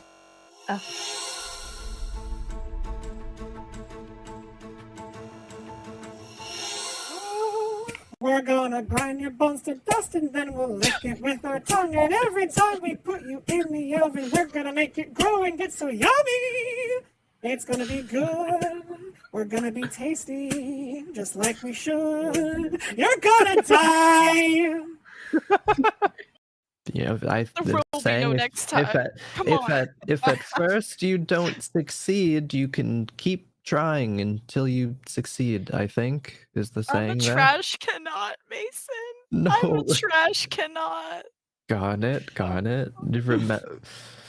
Remember the conversation that we had earlier? I think some concepts can apply here about how, you know, when you're in your own emotions, you feel like you want to do the thing right now, and sometimes you don't want to do the thing at all, and that's right now. But then you have friends or people that I'm gonna die alone. No, Garnet, you're gonna be okay. Let's just. Can you take some deep breaths? We can do it together. We can do it together. Who am I gonna take to the blue gala or whatever fucking color it is? Okay, so Leg Day impersonates the boyfriend. Is that why they broke up? Oh my god! I'm thinking this is afterwards. Oh my god! Oh, I'm just putting it on the table. You don't have to go with it. I'm just putting it on the table. I don't know if that would end up in being friends as much as being. That's gonna annihilated. derail the crap out of this game. But is it though? Well, you know, we're gonna turn absolute power into a dating sim. You turn into a girl and bait him into doing something. So we end up bonding. A loyalty test. You loyalty test the ex-boyfriend. Wait, what if I like? You know how they do this on TikTok? Yeah, they set it up. And you guys are like in on it. And oh my gosh, that's awesome. Yeah. It's more about what we're going to accomplish. I think it's beyond just me. I'll be okay. It is beyond us. Taps Mason's shoulder and, well, our last friend died, but I'll make sure you don't. Our last two friends. Oh, sorry, 2. Yeah, thank you. Oh. But you're different. You're built different. I'm gonna take that as it was supposed to be comforting. So thank you, Garnet. if you allow it. Let's hear it. Let's hear it. Since I'm falling with the horse, Mhm. and the horse is a horse Of course, of riding capacity, Mhm. can I use my reaction to jump, since I'm mid-falling, jump off the horse onto the carpet, but using physics, since I'm jumping and using force to jump off the horse, it would Mhm. now accelerate the horse towards the mirror and maybe cause a crack or shatter? Roll an Horse acrobatics bomb. check to make the jump. Oh fuck. I'm in danger. Can I make a dexterity check to catch her, please? Use your reaction and Please. make a dexterity saving throw. Dexterity saving throw. Sorry, mate. It's fate. I love you, and I always have. Even though you killed me, I thought our relationship would grow into something so beautiful that neither of us would be able to stop that love or passion. Wait, hold on. Just wait, don't go into the light yet. Like, hold him like up my arms as he's on fire. Oh god, this kind of hurts a little bit. We could have been friends. We really could have. But I just want you to know that even in your death, you will be remembered. Because I have a new line of cryptocurrency coming out. Wait, you what? They're called NF trinkets. Oh god, fucking kill me now, please! Well, we can get you in contact with our administrator and we can sort out this issue, but we do have to head on inside for an important matter. Yep. Important matter's going to have to wait. Sorry. Slight matter of defamation of character. No, I've been read in entirely on your little mechanical big gob that you crafted up, and having my name bandied about inside that big fancy school of yours, getting all sorts of unwanted attention from the big horned man himself. Ooh.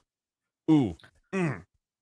Well, you sound and look like an asshole, so I feel like we did you a favor.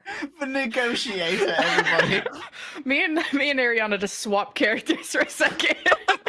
Sorry, gotta go in. Fuck you, asshole. Gone full Zara here for a moment. Then tell me everything you believe may have occurred. You ever heard of the ass snake? I don't know.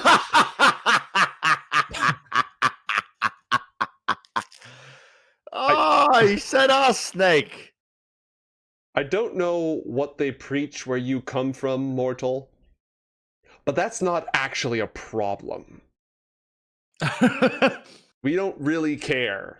That's, whatever keeps being alive joyful, you keep being alive joyful. That's not my concern. You have no idea what's going through her head right now. If you were perhaps a little bit more perceptive, you would see the face of somebody who never wanted to be a mother, who never planned to be a mother, who's dedicated her life to gathering power so that she's never in a position where she's vulnerable again and where she won't be used for anyone else's purposes ever again, and yet finds herself having to talk to this teenager about drugs.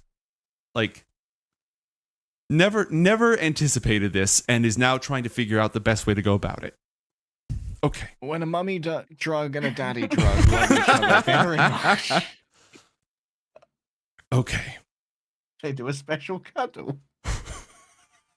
Shut up, like day.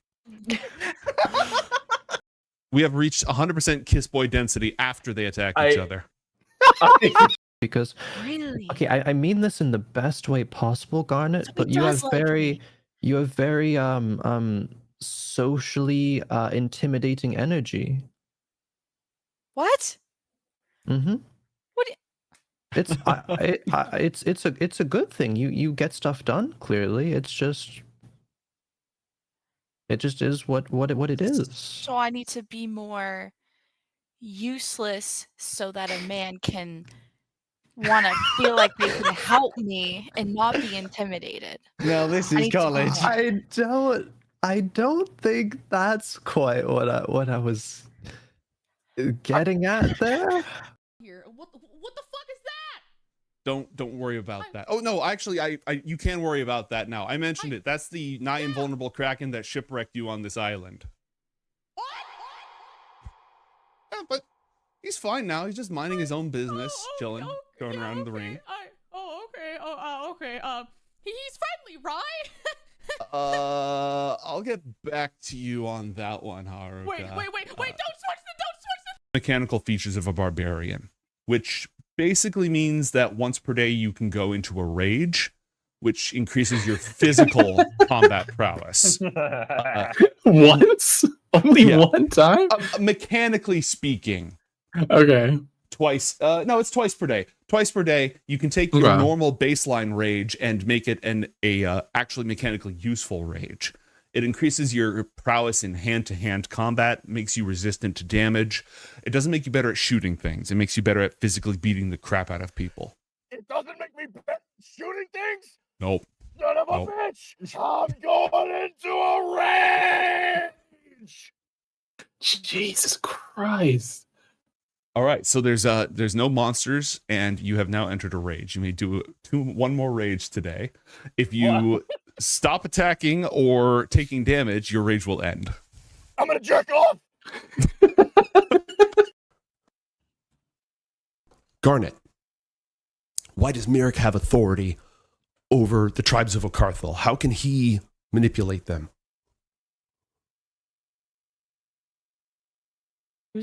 DM question. What's the tribes of Carthel again? The dragon tribes, No. the 10 dragon tribes. Oh. I don't know.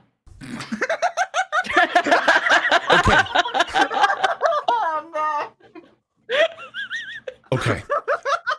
I'm not very lore versed, okay? No, that's fine. That's 20 fine. Into, by the way. By the way, Merrick's a dragon. One of it. Oh yeah, but dragon tribes. Oh yeah. Okay. The math is not mathing up right now.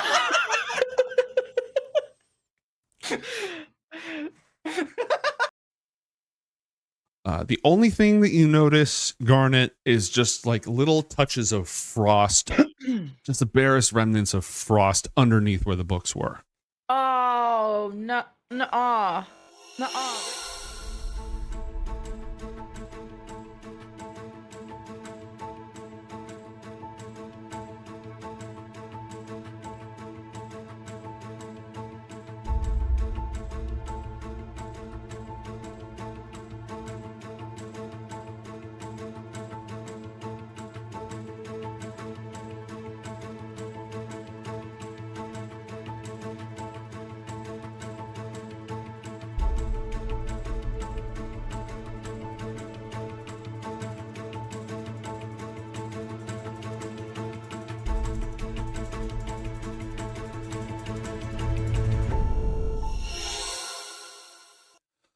The Pilgrim's Progress, Spelljammer that finds itself now in the astral plane, an infinite and unmeasurable distance from its home system of Pyrespace,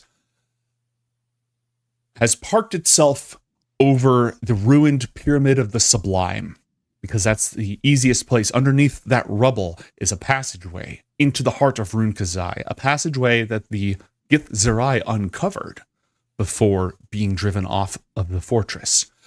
With the ship in low orbit, not in low orbit, anchored and floating above it, the crew descends down into the tunnels, led by Zomkug, who went back during this time to go flag down the ship.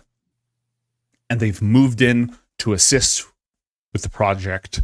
They look around at their unfamiliar surroundings with trepidation. The crew normally stays on board the ship. They don't go down into the dungeons. That's what the captain and her team are for. And yet they find themselves here helping to pack book upon book upon book into crates. They bring their own crates from the ship itself, and there are some storage crates nearby. Karluth stops working with you for a moment, Yasmin, to oversee the transfer of specific objects, specific sealed objects. He errantly tells the human crew person carrying this, "Don't open this. It will eat your soul." The crew person immediately drops it, just puts it on the ground, and walks out. Zomkug walks over, shrugs, picks it up, and just starts carrying it. But a full-fledged evacuation of this entire facility is now underway. It's not going to be a quick process. Karloth insists on packing as much of his things as he can. The ship has the cargo capacity for this. After all, when you're planning a trip to the astral plane, you don't have to bring a ton of provisions. But it is going to take some time.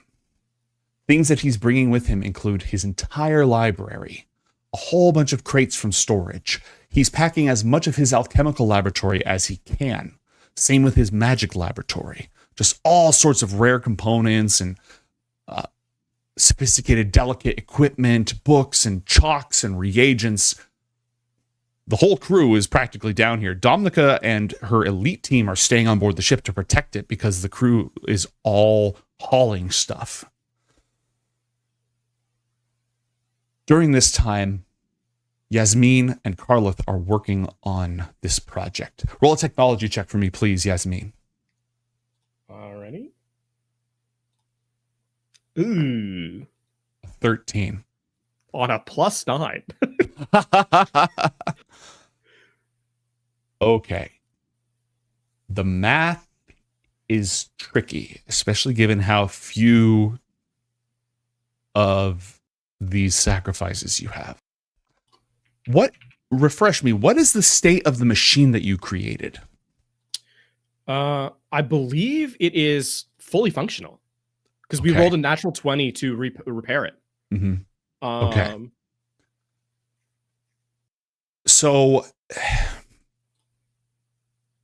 with these few sacrifices, making the math work is extremely hard. However, your machine could be the catalyst that you need to pull it off. But it would have to stay here, and it might explode. Got it. There's a version of this spell where you set it up here and fly away, charge the machine, and drop it into the sort of latent psychic field that's being emanated in order to kickstart the process. It would require modifications to this machine, basically reversing some of its functionality, overloading it, and only dropping it when the field levels have built up to the correct height. While you're chewing on that, unless you have a question for me immediately, Dolores, what are you doing with this time? You don't necessarily need to be hauling things.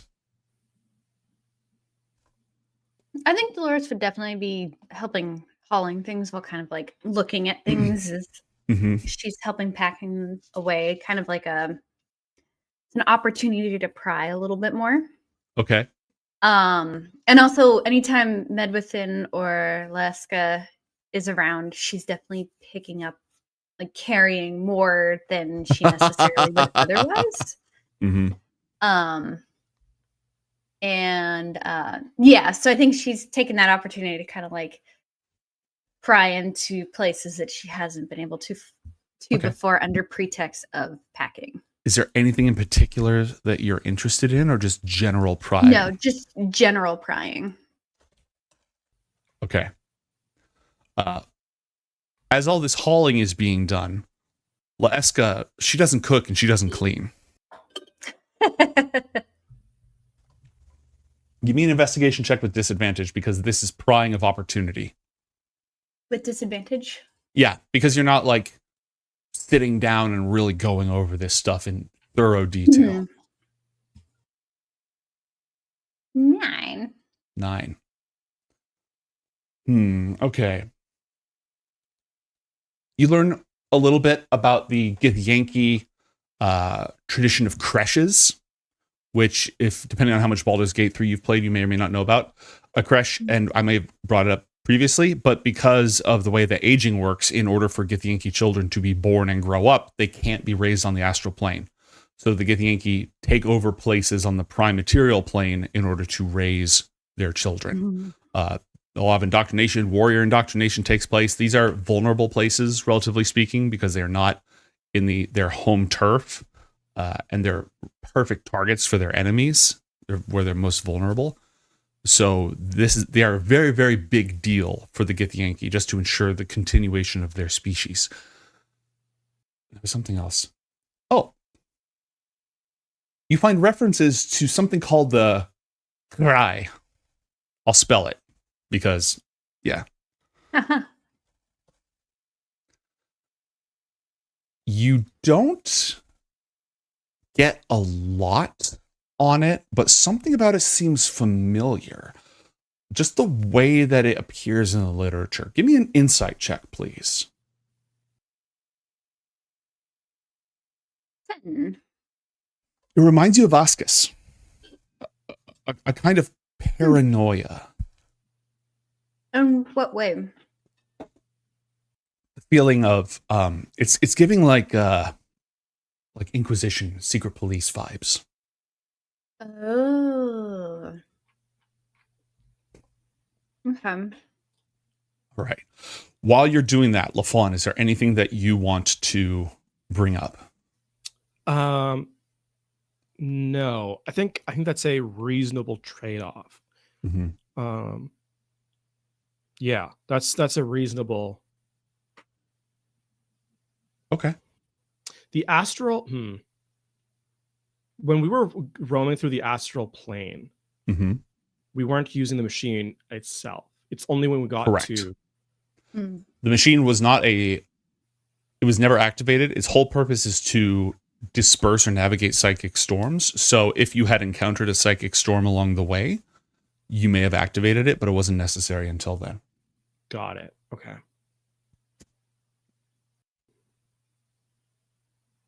I guess one last thing, Dolores, you would have picked up a little bit about Githyanki society.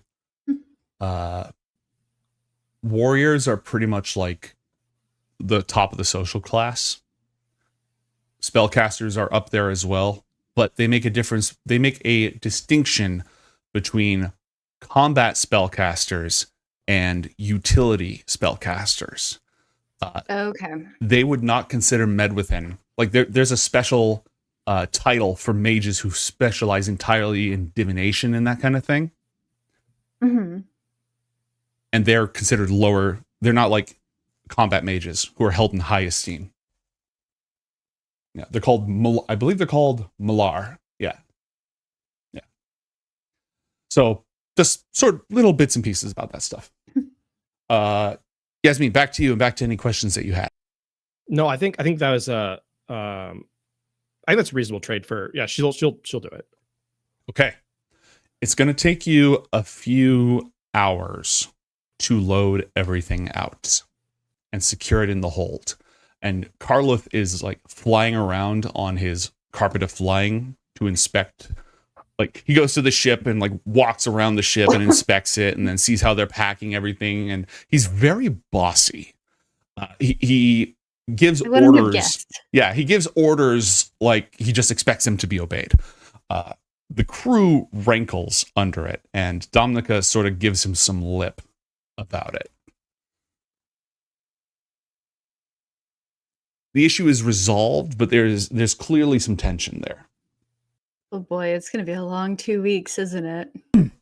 Well, that's the good news. It took you 2 weeks to get here because you'd never been here before. The trip back home is going to be much faster.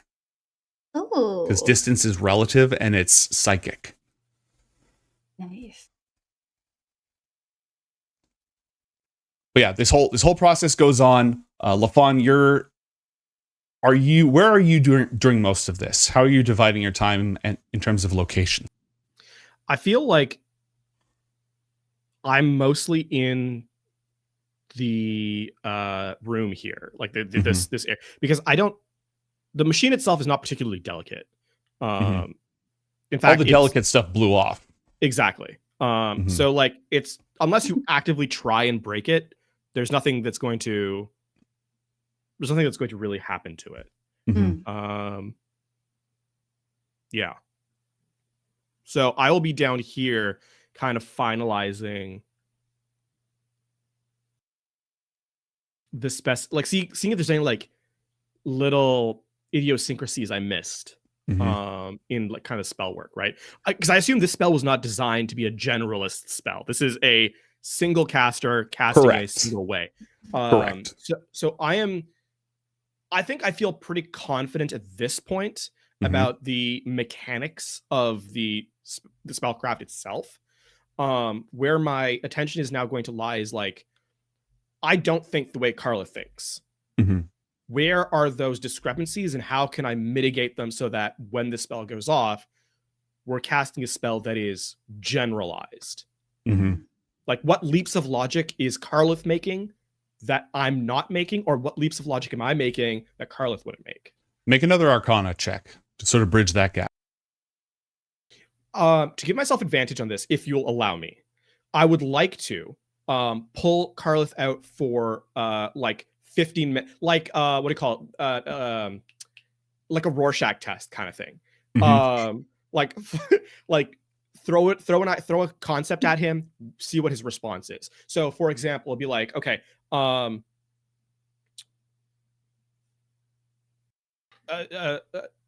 what is up? And like, what does he think? What's his immediate response? To Not much. What's up with you? No, I'm kidding. Yeah, Carl wouldn't say that. Absolutely not. Absolutely not. Just looking over a couple of things here. Okay, cool. Give me an insight check. That will sort of measure this. And if you succeed on this, I'll give you advantage on the Arcana roll. Sick. Ooh. Yeah, that's bad. Oh. Bad luck. Go ahead and make the Arcana check. Okay. Better luck there. Actually, no. The luck's about the same. Just what is a +1 is what is a +9. Mm-hmm. Yeah. Yeah. It's a little bit different. Okay. It is clear to you that you could spend years on this. Obviously, you don't have years. But the biggest risk is the fact that you can only drop the machine when you're still in range of Ruun Khazai's local gravity. And it is not a large object, and so its local gravity field is also not very large. Meaning that there is a risk of exposure. The ship could be exposed to the psychic winds when this goes off. I still have my Mask of Machine command tied to this machine. Mm-hmm. Can I run myself as an antenna, as a localized antenna for the spell via the machine? Yeah, you could just have it like, because you have to set it to a certain tone, if you will, in order to trigger it. So you could drop it with a neutral or no tone and then remotely activate it. That's brilliant. It sucks the drama out of the scene I had in mind, but that's completely fine. I like it. Listen, I'm gonna take this one because I said when we joined the area that I'm spending all my points of the mask to tie the communication to it. 100%. Footage. No, this one is 100% yours. I'm fine with this being a low drama episode. There's still plenty of time. I still have some things that I might do. And there's, Speaking of, as go ahead. soon as Carlith, I actually want to check one last line of notes. Mm-hmm. Is the psychic storm require the soul of the entity? No, it just requires a certain amount of energy, and souls are very high in calories. Oh, I mean, if a soul is missing, or is as it's being siphoned, if that connection is severed, will it remove that energy from the equation? So once the energy is added to the equation, it is changed to psychic wind. The energy is effectively diffused, right? It's spent. I'm gonna message you something. Okay. Yeah, go ahead. I'm not putting it in the chat for a very specific reason. All right. Yeah, because I'm not sure where you're going with this. Yes, there is here. This. Would this interfere? The way. Yes. Okay.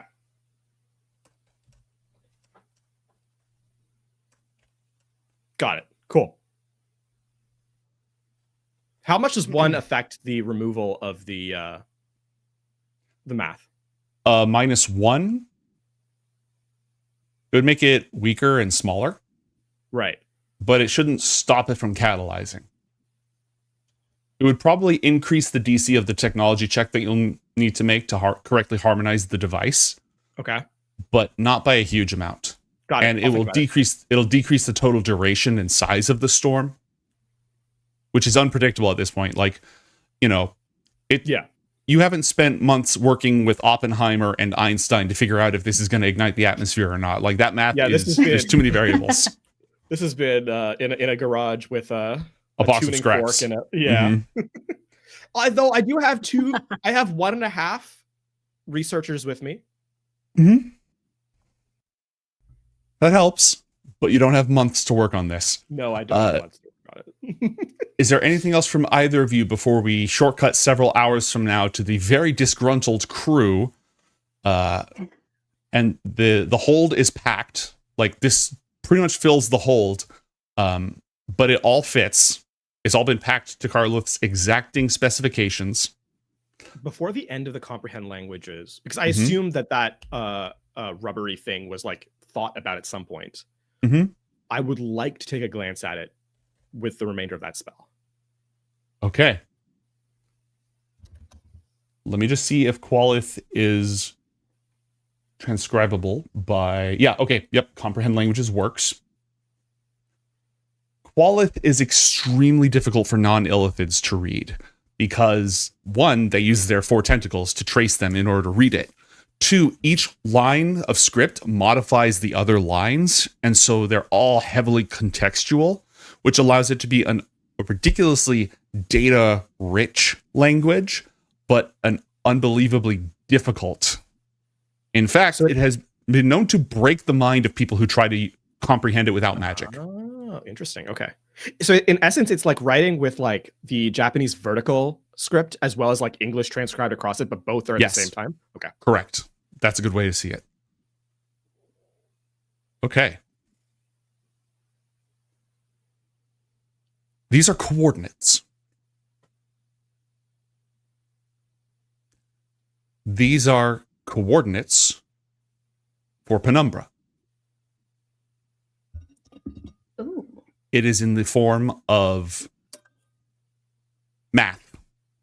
Latitude and longitude on steroids, because there are multiple different factors that have to be taken into account here.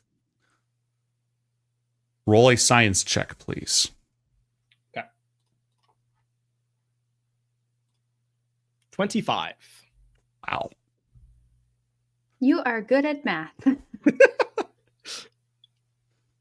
You're going to need to sit down to contextualize this. Like, you understand this almost immediately, but contextualizing it is going to take some effort because these coordinates place Penumbra on this plane of existence, but an unspeakable distance away. I don't know if Yasmin has considered the concept of a light year before. Possibly. On Ascus, there wasn't a lot of planetary travel going on. There wasn't really an Ascus space program. She has, but only very recently, when we learned about how far the illithid ship would have had to go. The concept of a distance so far that the scale of measurement that we currently had would not be reasonable. That would have been the first time the concept of a distance or of a method of measurement bigger than that would have come to her. So it's not intimately familiar with right now. It's kind of like the beginning of the idea has now been given juice. If these coordinates are correct, this location is like several factors of 10 further than that ship would have had to come from. Thanks. Interesting. Like, in our terms, other side of the galaxy. Right, yeah. Which is why you need time to contextualize this, because you don't really have a galactic map or anything like that. Yeah. No, this is very much. I think the initial response that Yasmin has to this is we're not thinking on a scale of distance, but on a scale of time. Time has become the dimension is playing is kind of playing into that idea at this point for her. Mhm. Suffice it to say is that as she does, even though she doesn't understand it implicitly, it's starting to kind of like ideas are starting to bridge. Yes. It is a physical location. It is on the prime material plane. And it is just unbelievably far away. Got it. Okay. Anything else before you depart? Dolores, No, Yasmin? That would have been yeah, that would have been it. I Okay. will try. I don't know if I can. I'll try and make a mental note of these so I don't need the document to Mhm. keep it. If that Do you have a data storage device? I forget. Yes. Yes. The wristwatch has been modified for that. Yeah, you can transcribe it into there. Okay. It's going to be like a really big mathematical equation, but you can absolutely transcribe it to there. Add that to your inventory. Penumbra coordinates.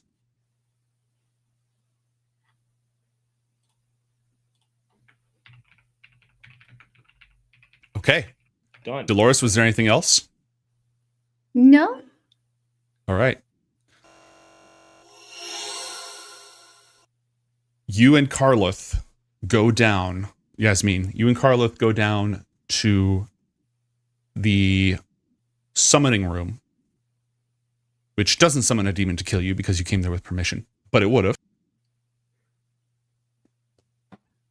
With the subdued Githyanki to perform the modified spell ritual.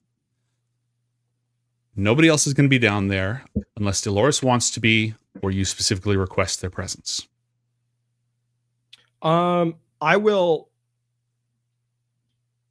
think I will be honest. I still have the mental link going. I'll be Mhm. honest about what it is I'm doing, and I will say you do not need to be here. Mm-hmm.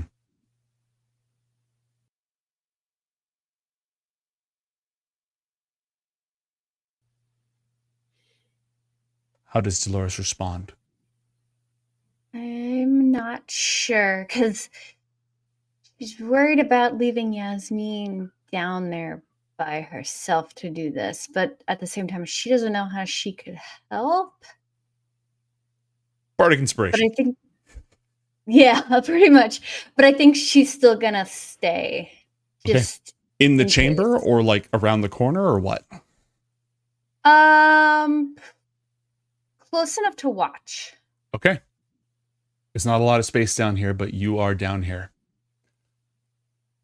Zomkug has gone back to the ship.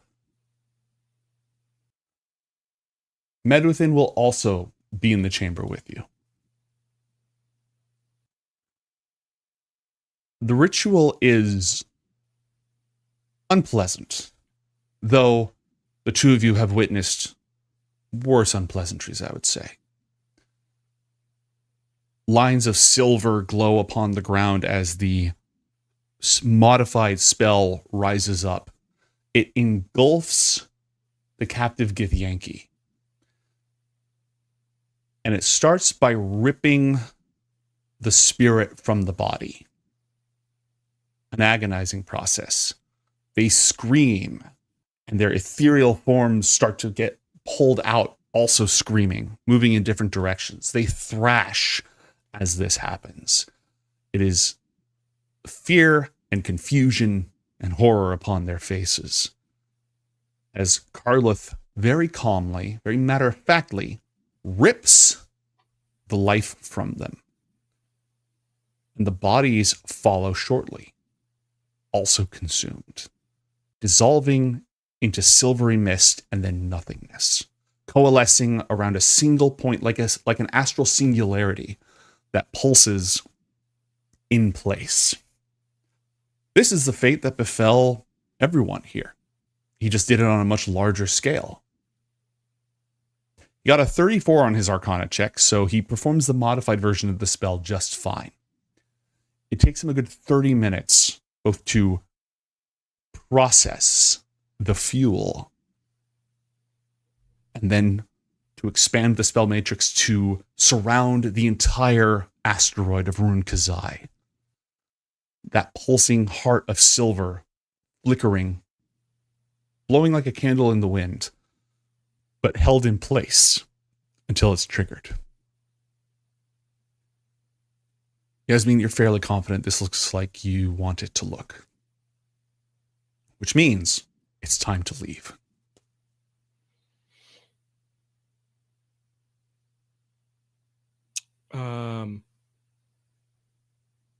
Okay. I would like to be the last one out of here. Okay. If Carlith makes a big deal about it, I will say it takes effort to focus on keeping the link active. I want to make sure. And this is the I'm going to allow my mask to pulse in time with what the storm would activate. So essentially, as kind of the storm whips around, or would have essentially, I'm going to have that sort of like Windows Media Player visualizer on my face. But yeah. Okay. This choice will have consequences. Uh-oh.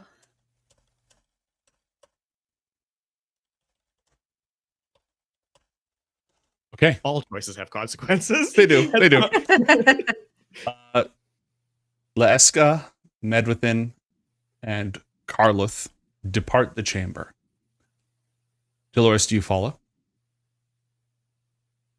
Yes, but I'm gonna pause near the doorway waiting for Yasmin. Okay. Are you still looking into the room?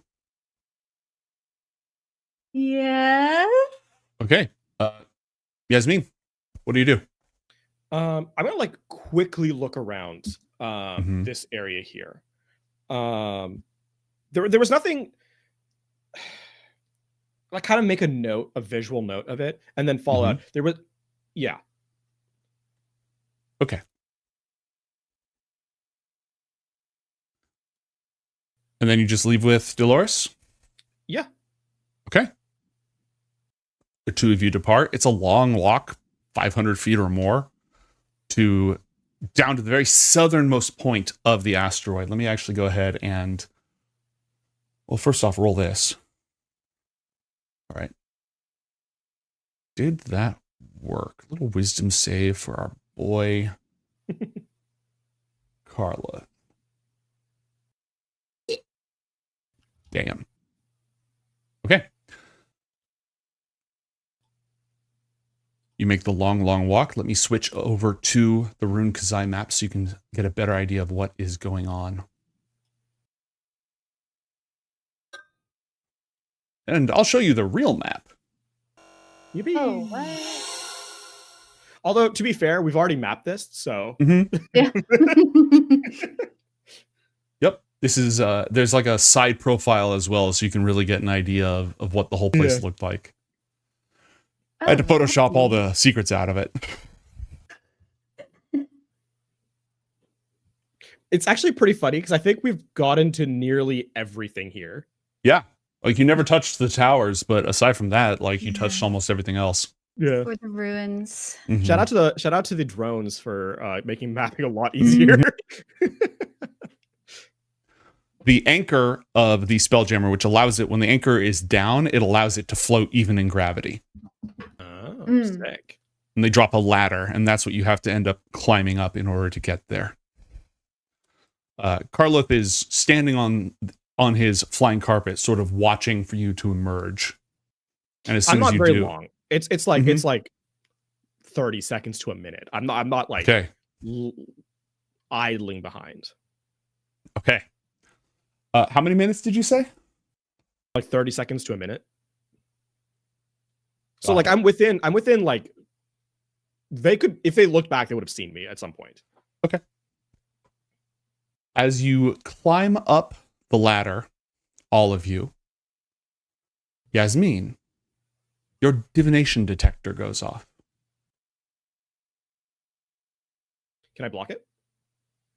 I forget. Do you have that ability? How does that work? I have a Do you just say finite no, or do you have to roll something? I believe I just say no. Let me go look for the exact wording. A firewall. Essentially, yes. There is a limit. It's not like infinite. I'm just trying to find the exact wording. Hold on one moment, please. Mhm. I am an mad scientist. And I am an engineer of evil. Where are we? I be scrolling. They see me scrolling. They hating.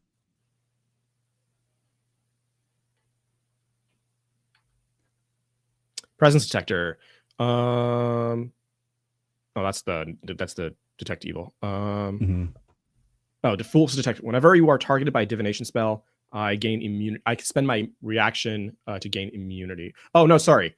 That one I need to be aware of the spell, but I can have my device active, which automatically negates divination spells cast, regardless of whether I know of it or not.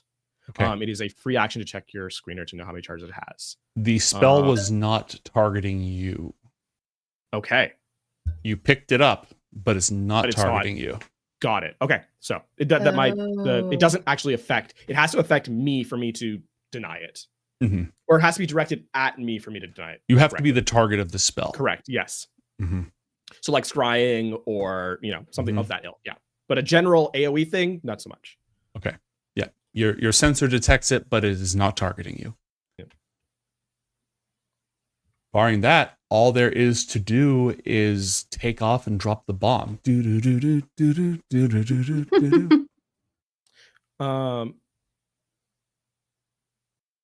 Okay. Actually, given that you're activating it remotely, Carlos suggests that you not drop it, that you set it down gently and then leave. Oh yeah. Once we did the we don't need to throw it. We can just put it down.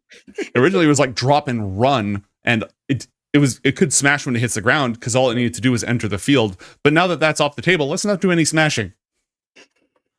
I will actually, on that note, I will because this would have been part, like I didn't want to drop the thing. I would like to actually make one small change. What is that? I would like to put a bomb in it. Okay. But one that I can activate. Because I don't want my stuff being found by other people. No falling into the hands of the enemy. Absolutely. Absolutely. It's like that episode of Avatar when the blimp gets left behind and then the Fire Nation has Zeppelins. Okay. Oh, actually, you know what? I will also, one last modification to that bomb. I guess this is like a last hurried attempt. I will actually wire it into not the machine itself, because I don't want in case anything goes wrong with the machine, I don't want anything to happen. But I will put there's like a keyed hatch or something on the machine at some place. If someone tries to force it open, it will cut the wire and explode. Okay, so it's not going to explode unless it's tampered with. Correct. Okay. All right. Roll technology check. 16. Okay. Did I roll a 7? I did. Yes. The Lafon luck stays. It's just math is more powerful. The Pilgrim's Progress raises anchor as Lonnie Lay Simple readies herself to assert control over the vessel. As it once again becomes subject to gravity, there's a lurching and then a picking up. And then Dominica waits for you to give the go-ahead. She's clearly not happy about it. She's not happy about all these other people on her boat, except Leska. Leska can stay, but everyone else, whatever. Leska, by the way, has shifted her form. She still looks exactly like herself, just no glowing red eyes and wings. She doesn't think the crew can handle that. So, on your signal, the vessel starts to pull up and away, tilting up slightly until it's out of the limited gravitational field of Ruun Khazai, which begins to recede into the silvery distance. You can see so far here. There's no horizon. It's just the limit of whatever psychic atmosphere is in the way and your own eyesight. Upon your command, the device flares to life. You're too far away to feel it or hear it. Maybe there's a sense of pressure, not on your face, but in your mind. Sort of a sudden leeriness or awareness. as the psychic pressure erupts and the storm begins. You just see this darkness, this very, very dark silver turbulence burst outwards. I think there's also going to be like golden lightning crackling through it. Because of your machine? Because of them. Yeah, this is my mark on it. The silver is his. That silver, dark silver, and just interspersed throughout. The dark silver is actually just kind of the psychic storm in general. Sure. But yeah, there's that one little extra touch. Yeah. For those of you watching at home, I love shit like that. Please always feel free to do that shit. And then, just like that, it recedes over the course of a few hours into infinite distance.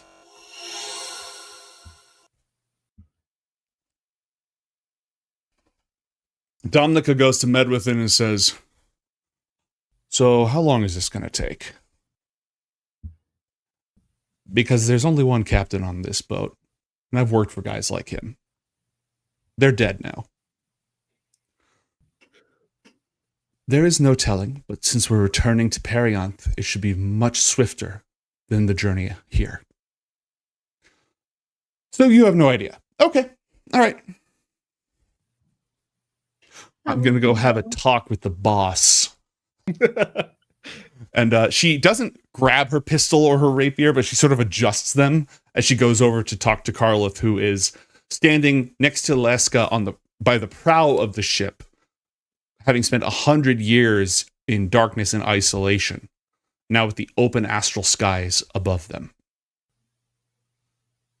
Unless you eavesdrop on them, that conversation is going to be taking place sort of off-screen, off to the side, leaving the two of you. Go ahead. As she walks away, I will remind her that she has effectively a walkie-talkie. Actually, no, you know what? I won't remind her of it. Can I try and electronically bridge the contact open so I can listen in? Yeah, absolutely. Roll technology check. I'm using the mask as a... No, I can't. I have not had a long rest yet. I have not reached... Okay. All right. Dolores is definitely going to try to eavesdrop. Okay. Roll a stealth check or a deception check to get close enough to not... Is that 20 your new technology check? Yes. Okay. I'm going to go with deception. 18. And then a perception check to listen. Oh no. You're having a little trouble making out what's being said. You're getting the gist of things, but not necessarily the exact wording. Domnica is pulling rank. She's like, "Look, I don't know how you do it amongst your people. And I'm led to understand that you kind of do things your own way. I respect that. On this ship, we do things my way because I'm the captain. And I don't care how fancy you are or how strong you are. Unless your name is Domnica, you're not in charge here. So for all things ship-related, know your place." And then somebody else is speaking now. They sound exactly like Domnica. And they are flirting shamelessly with Captain Domnica, promising to be good, promising to obey. And Domnica is just like, "What the fuck? Stop that." Oh, I see. Mm-hmm. Mm-hmm. Hey, none of that. You stay exactly like that on this ship. Aw. Very well. I will not require sleeping quarters, as I have not slept for the last century. Laska's like, "But, if you have them, you can point me towards them. Yours will do just fine." When Domnica leaves, she's clearly annoyed, but also a little bit flustered.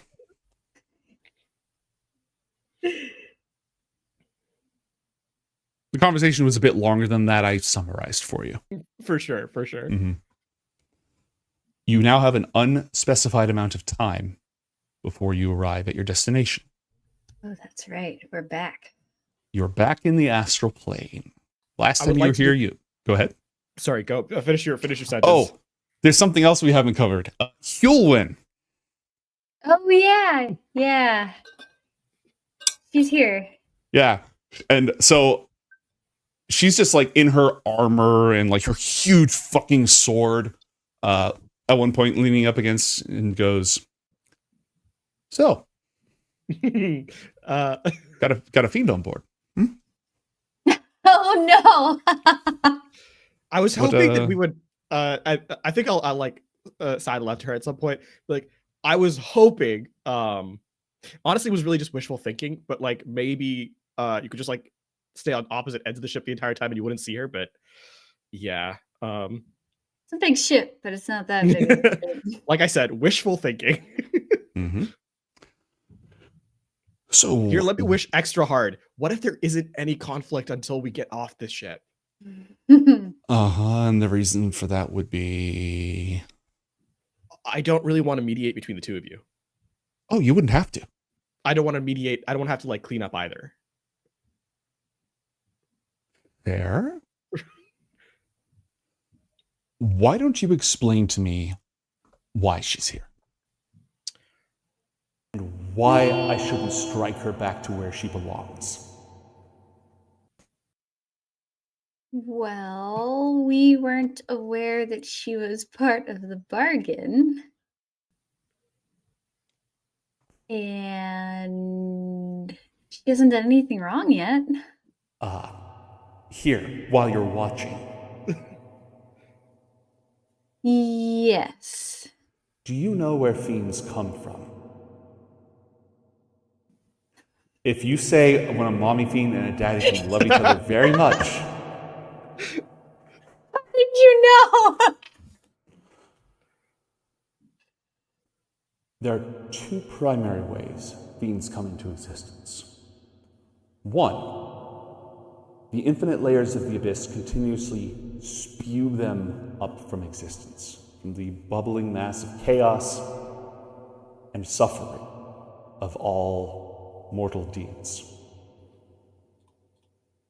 Or the souls of mortals who have consigned themselves to the hells by their actions, by their deeds, by contract, are then dredged forth from the river Styx and pressed into the armies of the Blood War. And those that rise above the station of being mere cannon fodder do so by being cunning, cruel, and relentless. There is no way to ascend as a fiend without committing unspeakable atrocities.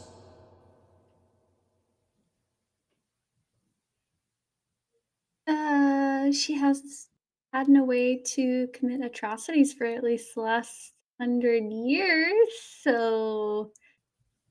And do you happen to know how long she's existed? My guess is more than 100 years. Would I know?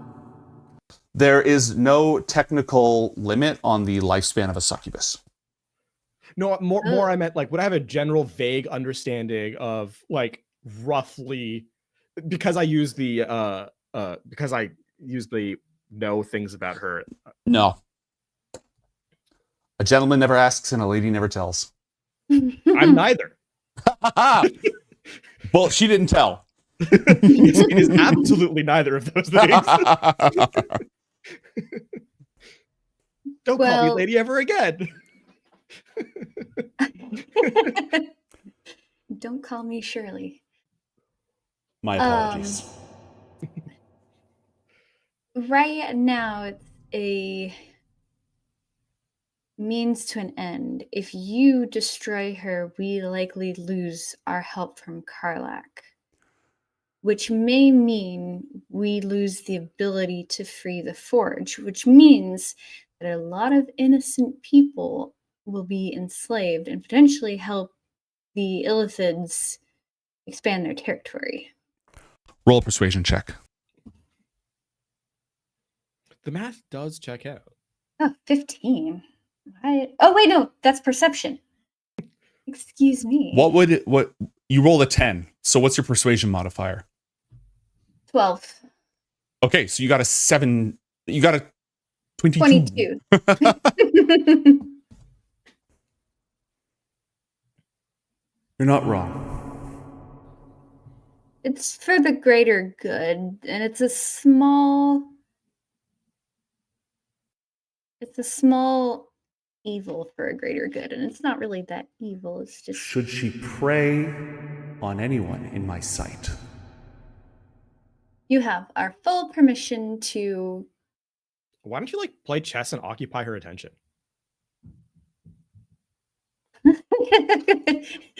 Or I don't know, some other like like that. head-to-head Just get game. to know her. A grin creeps across Hulwyn's face as she strides in her celestial beauty up towards the prow of the ship. Before as she like turns, I'm gonna like reach out and like stop for a second. If there's any interesting stories or cool openings or maneuvers, please let me know. Yeah. And if I find out what's inside her chest cavity, I'll tell you too. Perfect. Oh no. Even I'm gonna reach out and shake her hand. Even better. And she walks up, taking zero effort to conceal her holy aura, only holding it back as she gets close, just letting Leeska feel the first touches of it, and then withdrawing it into herself as she introduces herself, standing much taller than Leeska with this massive holy greatsword on her back. You know, for being good aligned, she's really pretty catty. I'm starting to come around on her. I think she's pretty cool. Chaotic good. Oh. She's not an angel. She's not an archon. She's a wild thing. She's not a tame lion. So wait, would Leska be chaotic evil or Succubus lawful evil? can be anywhere on the evil spectrum. Oh. Yeah, they're not explicitly devils or demons. They're just a type of fiend. Oh.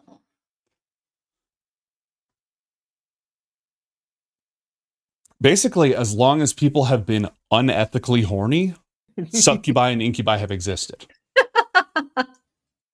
Forever. That doesn't sound familiar at all to Yasmin. That doesn't make any sense. That could never happen. After that sort of, I will move my workshop to wherever I can watch both of them kind of fence with each other. Okay.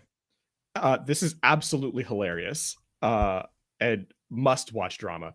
I think for the first time you see like Yasmin absolutely like dial in when like our duelists were playing on the discs. There was kind of like a general interest, like okay, whatever, kind of yeah, it's fun, I guess. Here you see like actual entertainment, like. But the three orders of business that I'm actually turning to is I'm running identify ritually on the 2 items that we have remaining that we picked up that we never identified. What were those and where did you get them? The exploded bag of holding that we picked up in the Astral Sea. Right. We had 3 items there and some gold. I remember we put the gold in our inventory. I do not remember what we did with the items. As long as you tell me the origin, I can find them in my notes. That's the important thing. If you tell me you have a red potion, I'm lost. But if you tell me we got a red potion from this place, it's in my notes. No. This was because I remember we identified the staff. Question mark? There was a cloak, I believe. No, it was a cloak. That was right. It's a cloak of the bat. Yes. What was the weapon that you picked up? I don't remember. Was it a sword, a spear? I don't. Was there a weapon? There was a weapon in the scavenged treasure. I have it listed here. I don't think I. Look, whatever it was, pick something that one of you can wield, and it is a +2 weapon. I think that makes more sense for you because I haven't really used any weapons to this point. Yeah, it's a +2 rapier or some weapon that you can wield, Dolores. I'm attuned to a weapon. The purpura dirk? Yeah. The preferred dick would be much smaller, and it has more specialized applications. I see Delarice's pardon the verb. Heresy is rubbing off on me. Yeah, yeah. if you know what I mean. Hey. So I don't know if +2 weapons need Are always attunement. attuned. Yeah, I don't know if just ye old magic weapon requires attunement. Let me pull that up. They do not. You can just pick it up and wield it. And you should be able to find it in the compendium. So if you search rapier +2, you can just drag it and drop it to your character sheet, and it should do all the math for you. Oh, okay. Cool. I'll do that then. And the last item is a Rod of the Pact Keeper +2. Oh. That No is, idea what that is. it's a warlock item. It can only be attuned to a warlock, and it adds 2 to their spell attack rolls and the DCs of their warlock spells, and it lets them regain it. It's very powerful. It's really nice in the hands of a warlock. Now here's where my questioning comes I into knew play. this would happen. I know exactly what you're about to ask. Go ahead. Do I count? No. Okay. Because you don't get your powers through a pact with an entity. Right. Mechanically, you might cast like a warlock, but your power source is different. Yeah, that this was very much a mechanical question, not a yeah. All right. Okay, so that was that. That was the identification that wanted to be done there. That's all the items, I believe. Now, what else would I want? I had something else on my tip I found that I wanted to do. Hulwyn is winning, by the way. Sick. How does she feel about cheating? Hulwyn? Yes. No one's being hurt, right? I would like to cast telepathic bond ritually with her as the thing, and then anytime I would like to give her advantage when she's playing through if she narrates the board positions to me. I'll also tell her about the piece of paper thing. Okay. All right. The cattiness of everybody aboard this ship. What's funny is that like none of it is about jealousy. It's all about philosophical differences.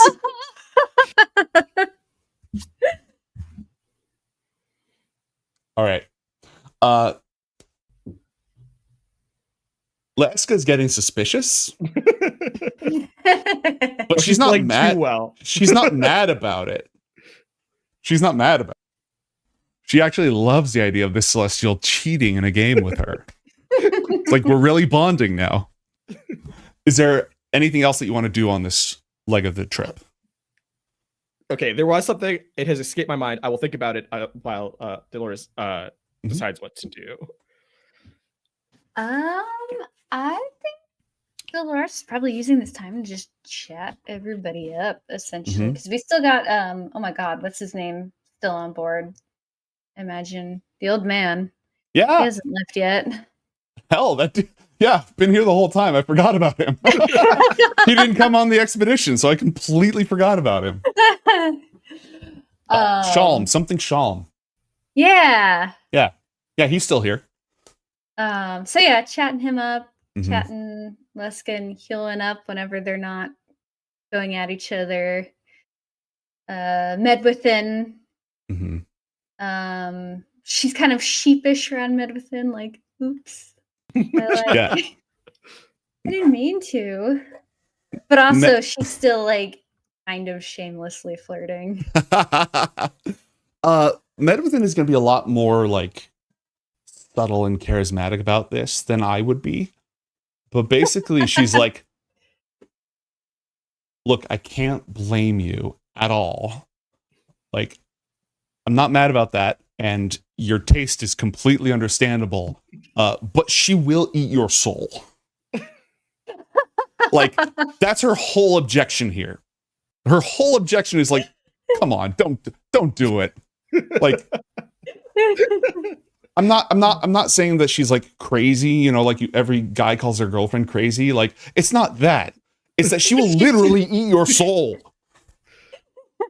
I'm not saying she's a bad guy, but She's a bad guy. Bad guy. Yeah, like it's almost entirely tactical that she was like telling you to watch it down there. She wasn't jealous at all. She was just like, come on, she's obviously going to eat your soul. You're smarter than this. Is Karlaf, like, is he conversational No. at all or not? No, okay. You could engage him in conversation, but he is not initiating conversation with anyone on board. Okay. Once he's satisfied with the storage of his things, he is clearly distracted and constantly watching the open sky. Okay. So clearly didn't spend 100 years developing his social skills. Correct.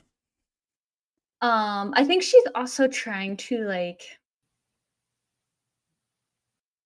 make things better with Domnica. Okay. How? What's your general strategy here?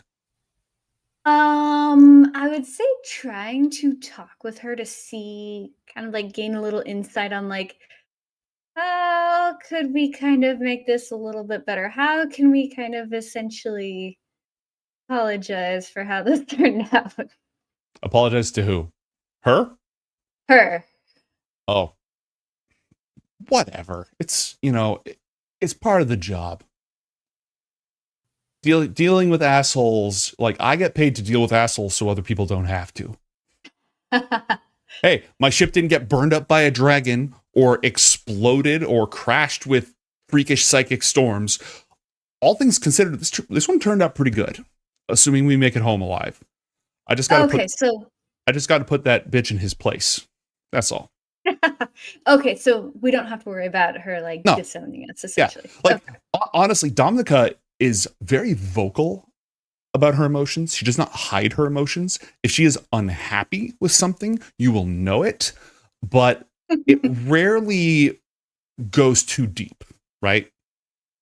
Okay. She feels loudly, but unless she feels deeply about something, it's not a big deal. That's just her personality. To make it up to the crew sailors, and I intentionally botch a couple games of cards. Yeah, absolutely. How much gold do you want to lose? Let's go with 100 gold. Okay. All right. For any other crew, that would be absolutely batshit insane money, but they get good hazard pay because they go on dangerous freaking adventures. I figured it would help. Yeah, absolutely. Increase morale. Mm-hmm. Gleaming Sean, by the way, is just like basically hanging out wherever you are. Very interested in all of this. And he is very chatty. He's happy to talk. He tells you all about the forest that he lives in back on Earth and how he's been its protector for a long time. And he's a priest of Obadhai, the Shalm, this nature god, and all the different things that have happened on his world and how it's, and like the travels he's been on. He's a decent listener too. So like, he's the kind of person where you tell a story and he tells a story not to one up you, but to like relate and connect with you. But he's very much a talker. Oh, excellent. Excellent. So that, He talks with you, not at you. Exactly. Whereas Domnica yells, not necessarily at you. Sometimes she just yells at the situation. He yells in general. Sometimes it's at you. And Nizar, her lover, is like, his personality is as huge as hers, but it's more outrageous and flamboyant. So the two of them are very loud, but they seem to work well with each other. Voguk is eager to hear stories. He's hanging out with all of you. Molly is just up in the crow's nest on the lookout for dragons swooping down to incinerate the ship. Lonnie's flying the ship, convinced that you're all going to die. Ten Kobold is going over the pieces of the animated ballistas that you had harvested. Like he's working. He's in his happy place. He's got things to take apart. So yeah, that I can just narrate the passage of time unless you have specific things that you want to accomplish. I remember the two things that I actually did want to accomplish. Let's go. The first one, spend some time with the penumbral coordinates trying to reference where that is to me. There are three people I would like to lean on in terms of gaining information. First, Gleaming Shalm, actually. Okay. As someone who can astrally project, I suspect that there is a translation of understanding of distances that may be helpful. Even if he can't tell me like one-to-one, I'd like to like gain insight to try and travel in the astral plane might be very much thought-based, but it's still travel, and you still travel a lot. So I would like to try and gain some of that information to apply it to the material plane. Not in a one-to-one ratio, but as a part of something else that I would like to attempt. Okay. It better be part of something, because what he tells you is that the astral plane is literally a place of ideas. And so physical distance is totally, there's no like, it's not like the nether in Minecraft. You know what I mean? But I know this factors into something else that you have. So keep going. Medwithin is the second person I'm leaning on. I mean, we've already had a lot of communication in terms of understanding of the theory of all this kind of thing. And the third, of course, is Carlith, right? Because he committed to helping us with Penumbra, which he hasn't done yet. He will remind you that the actual terms of your deal was that he would help you liberate the forge. That is fair. That is fair. Slightly rephrase that then. I would like to look through his library such that under supervision, like I don't want to go like digging through his stuff like carte blanche, but just kind of expand my understanding of the planar travel. Now, the actual thrust of things is this. If you can at such a long distance in travel, the physicality of that travel seems unlikely to be reasonable. Sorry, go ahead. John has alluded to worlds with even more sophisticated technology that you have not yet seen. My thought process is as such. I know traveling between planes is possible. I know traveling between planes is basically instantaneous within the concept of like distance, right? You take a step and you're in a different place, a vastly different place. But if you think about planar systems, even though they're possibly layered on top of each other, they're not against one another, if that makes sense. They're not necessarily there's terms for this. I'm going to look them up. Go ahead. Right. But the thought process that Yasmin is kind of working towards here is the logic of planar travel, interplanar travel. What if you could fold the distance of the plane that you're on so that instead of traveling 10 feet, you're traveling 1 foot, even though the distance itself is, or the two endpoints are the same. You kind of bring the spaces together. And the reason why Gleaming Shalm paper. Yes. And the reason why Gleaming Shalm was the person that she went to first is this is not a physical concept. This is a concept of thought. And the idea that she's trying to map is how do you, if you think your way across this area or across that distance, there is still an intentionality to it. What if that intentionality could be applied to the material plane? This is kind of the beginning, and coupled with the interplanar setup. This is like the beginning of the logic she's trying to math out. Okay. All right. Two things on this note. One, Gleaming Shalm and Carlith, depending on who you're talking to, when you're explaining these things, Gleaming Shalm definitely understands these as a planar traveler. All Githyanki are more familiar with this stuff because they live in the in-between space, the world between worlds. And Carlith is extremely studied in the matter. The relationship between planes can be one of these four. Separate. No connection whatsoever. Oh, three, actually. Separate, coterminous. Coterminous planes touch each other. They connect. And coexistent, where they map onto each other. So I don't know if the astral is coterminous or coexistent, but I'm in the book that tells me right now. Astral. Astral links. It's omnipresent. All right. The concept makes a certain degree of sense. There is a secret weapon here. Please roll an intelligence check.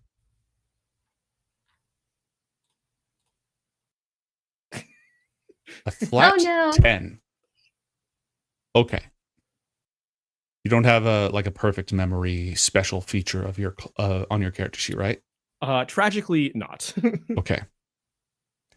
So, you are not the first person to think of these concepts. You have actually studied these concepts before.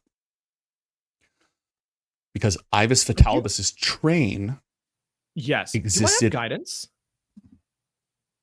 Someone on board Not could give guidance. you. Bardic inspiration still is what I meant to say. No, but it could be handed out to you. Oh yeah, I can give you bardic inspiration. I just couldn't. If you hadn't already thought of it, then that's fair. I just didn't know if you had before and if I had it. If you had it before, that's fine. Ibis Fatalibus's trains existed within folded space. Now, that folding was to sort of expand. It was kind of like crumpling it so that there was more surface area inside. Right. But there's no reason, if you can crumple it like that, you could effectively do an Alcubierre drive. Are you familiar with the concept? No.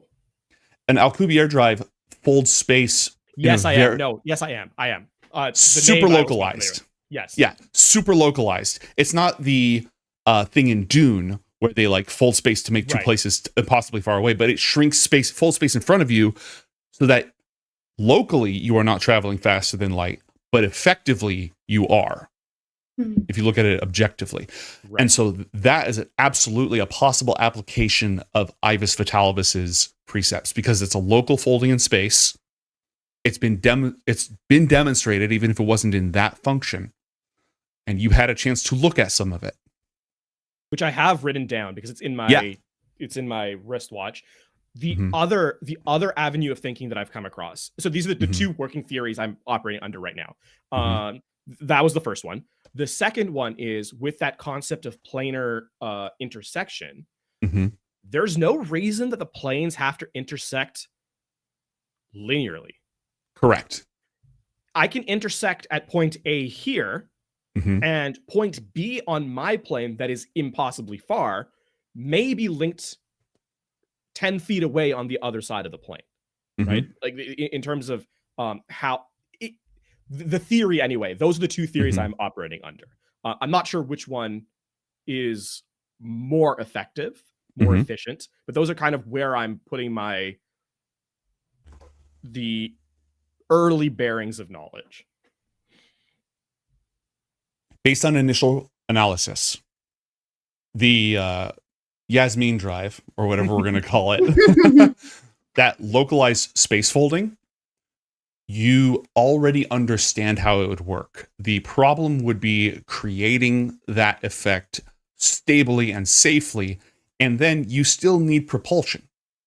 Right. Because that doesn't provide any propulsion. It just shrinks space so that you go faster.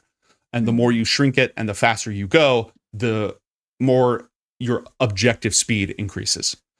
So there are technological barriers on that one, but mathematically, you kind of already know how it would work. So you would just need the tech to make it stable. It's like being able to prove that a chain reaction is possible in fissile material without having the fissile material or the stuff that can actually cause that reaction. But you've done the math, you know it would happen. You are still new to planar travel, but the people you are traveling with are not. And while Gleaming Shalm is not particularly useful when it comes to this Alcubierre drive theory, the other thing you're talking about, that's entirely possible. There are 3 transitive planes. There's the astral. One possibility is just going to the astral plane and thinking about that location, and that will take you to a color pool that should theoretically take you to a color pool that is relatively close to Penumbra. However, nothing is known about this region of space at all. So even if that drops you in, you could still be millions of miles from it, which is much, much closer, like factorially closer, but not that close. Yeah. The other planes are the ethereal and shadow. The ethereal plane, and this is something that you've seen this principle used to a certain degree. The ethereal plane is coexistent with the prime. So if you become ethereal, you are no longer on the prime material plane, but it maps 1-to-1 with the prime material plane. So you can see into it. However, that is the border ethereal. The deep ethereal is much less well understood, but it is known that you can use the deep ethereal to travel to the inner planes, so the elemental planes, and theoretically other prime material planes. So this would be much more abstract, much less mathematically sound than the Alcubierre drive factor, but it could be possible to chart a course through the deep ethereal. And King Indogalad and his sponsor Boignus Kimzabin, like his guy, have already built a gigantic thing capable of generating huge ether pulses in orbit. It's how you fast travel inside that system. So some of the technology may already exist. The plane of shadow is a weird shadow reality cast by this reality. And similarly, there are paths you can take that will lead you from one prime material plane to another. But whereas the deep ethereal is like a foggy mystery, the plane of shadow is much more fairy tale than anything else. So that path would be possible, but it leans a lot more into magic than math. So those are the three possibilities of which you are currently aware. Okay. Now, as you're discussing, are you discussing this with any? Well, yeah, you are discussing this. Medwithin has a few things to say about this. Because you already know that this world, this system, the humans that now live here are descended from humans who traveled from an alternate prime. And they had highly sophisticated technology, dimensional portals, energy weapons, genetic engineering. And John has traveled to the origin point, the other side of that portal, where that society still exists. That society is isolated now. It's just one planet, but it used to be part of an intergalactic civilization. At one point, they had faster than light travel. It is the most technologically sophisticated place that John has traveled to so far.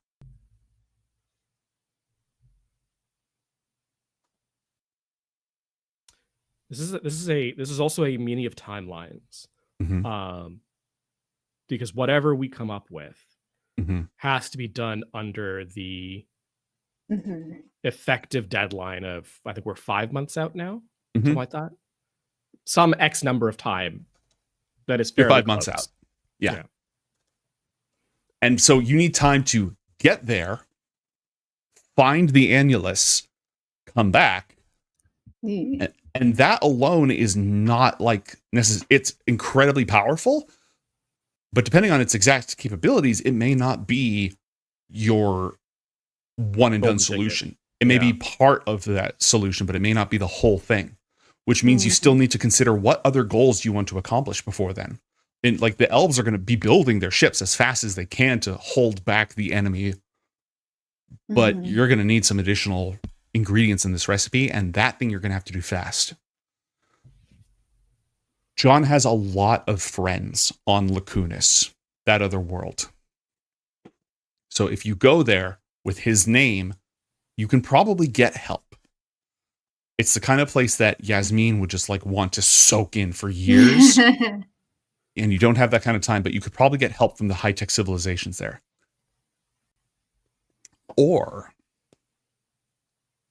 you could go to the Obsidian Tower, the nexus of the Pact Malefic, where Anonymous is the Castellan.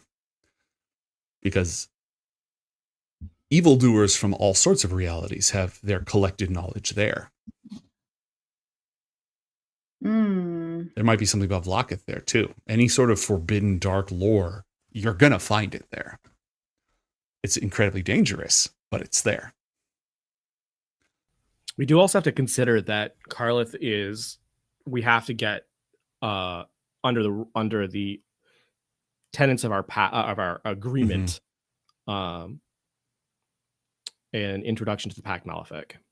Yes, which does make us more likely to the latter than the former. I didn't say when we would have to give that introduction to it.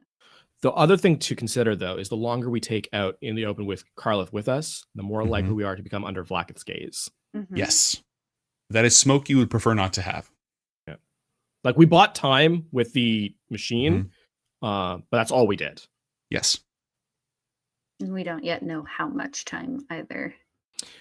My initial instinct is, as much as I would like to go to Lacunas, that is a secondary effort. I think this meeting, by the way, is like Bed Within, Dominica, Dolores, obviously. I guess Hulwyn. Hulwyn can be here, but the two immortals can spend the entire time sparring wits. Okay, unless called upon. Yeah, specifically not Karlith is yes. basically what I'm going for here. I think that the annulus, the information there, it will be helpful, but it's only useful if we can actually execute on our plan of attack.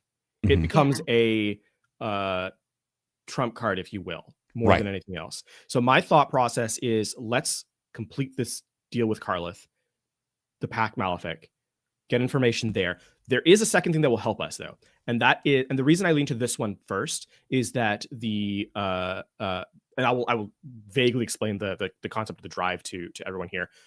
The closest example of that technology we've seen is on Oscus.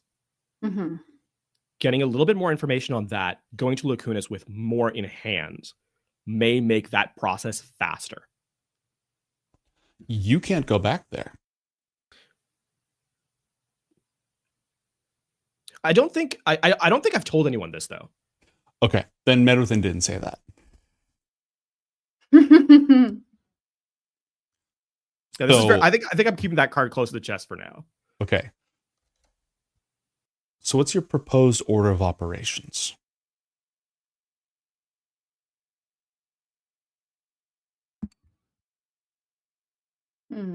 Oh no, you know what? I take that back. I remember now. I just looked through glanced through my notes. I did talk to Medwithin about this. Okay. She does have that information. Then she would message that to you privately. Yeah. I can't really. I can reply to message, actually. Yeah. I think I'll just I'm aware. Given that she loves playing the mysterious, I have a plan and I'm not telling anybody card, and that's half of how she got her clout at court.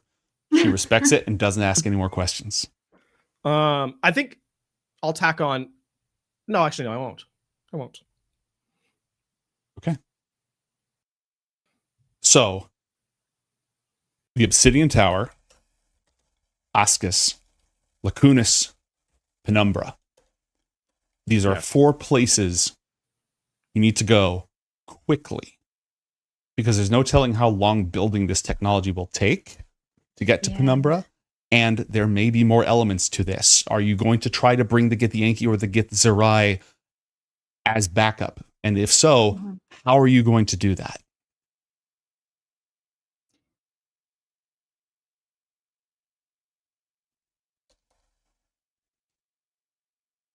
Well, they do have our message. Correct. which wasn't super detailed, but it planted the seeds of this. I wonder how much we can maybe rely on Huon in terms of the Githyanki to get there. As far as the Githyanki, as it turns out, the Githyanki are highly monastic, highly strict, highly lawful. Hulwyn doesn't really like them. but she's willing to work with them. She more thinks it would so be than wrong the to Githyanki. she thought it would be wrong to sacrifice them. And if you ask her to, she will give it the old college try. Okay. We have to do things in parallel. That much is clear. Right. There's not enough time to not do that. So I think the important thing right now is let's decide what's important to actually have be the primary effort.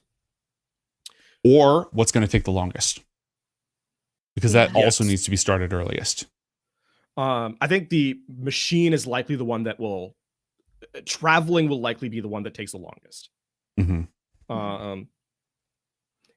Or more correctly, has the most chances of failure, so that restarting, if required, it needs the most time to make mistakes. Because the other things that we make mistakes on, if we fail, we're dead. So, at that point, it's not really care. Simple enough. I like a pass-fail exam, I guess. So I think that means our next stop would be the Obsidian Tower. I mean, once we get back to Perianth and reconvene and all that. I think the other thing on Perianth that we're going to need to do is figure out how we can recruit the Githyanki and the Githyanki.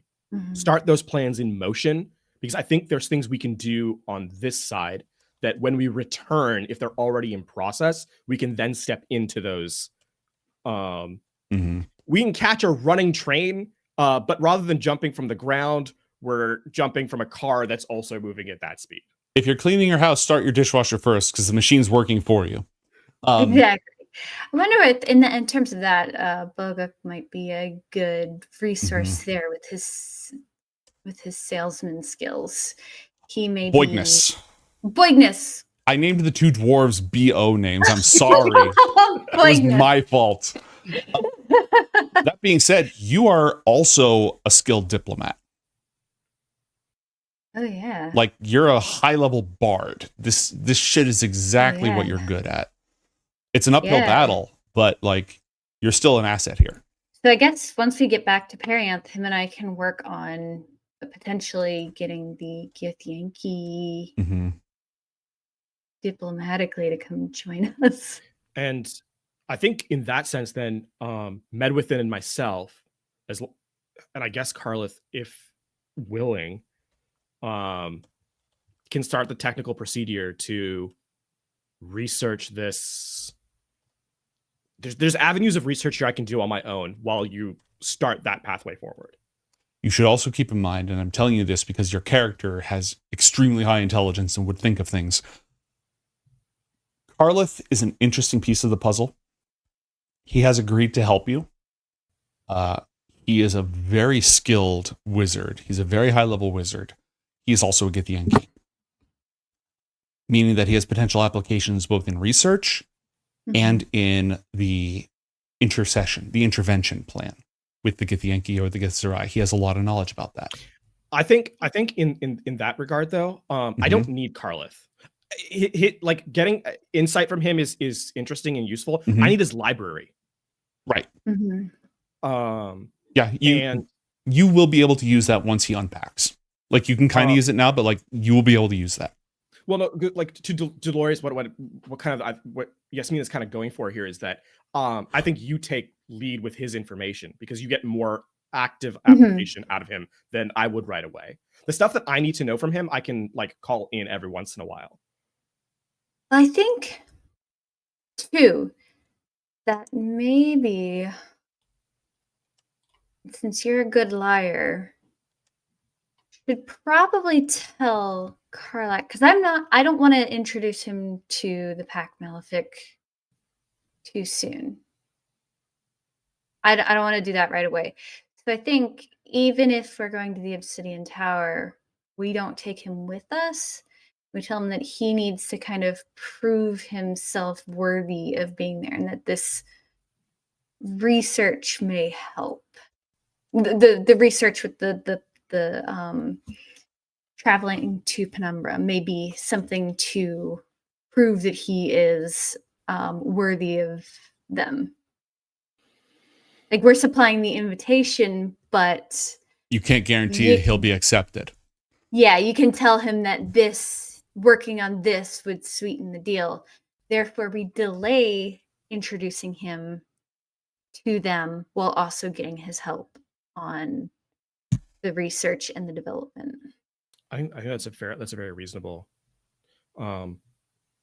suggestion. Let's also the only thing to keep in mind is our timelines are reduced, because I would again prefer Vlak if not come say hello.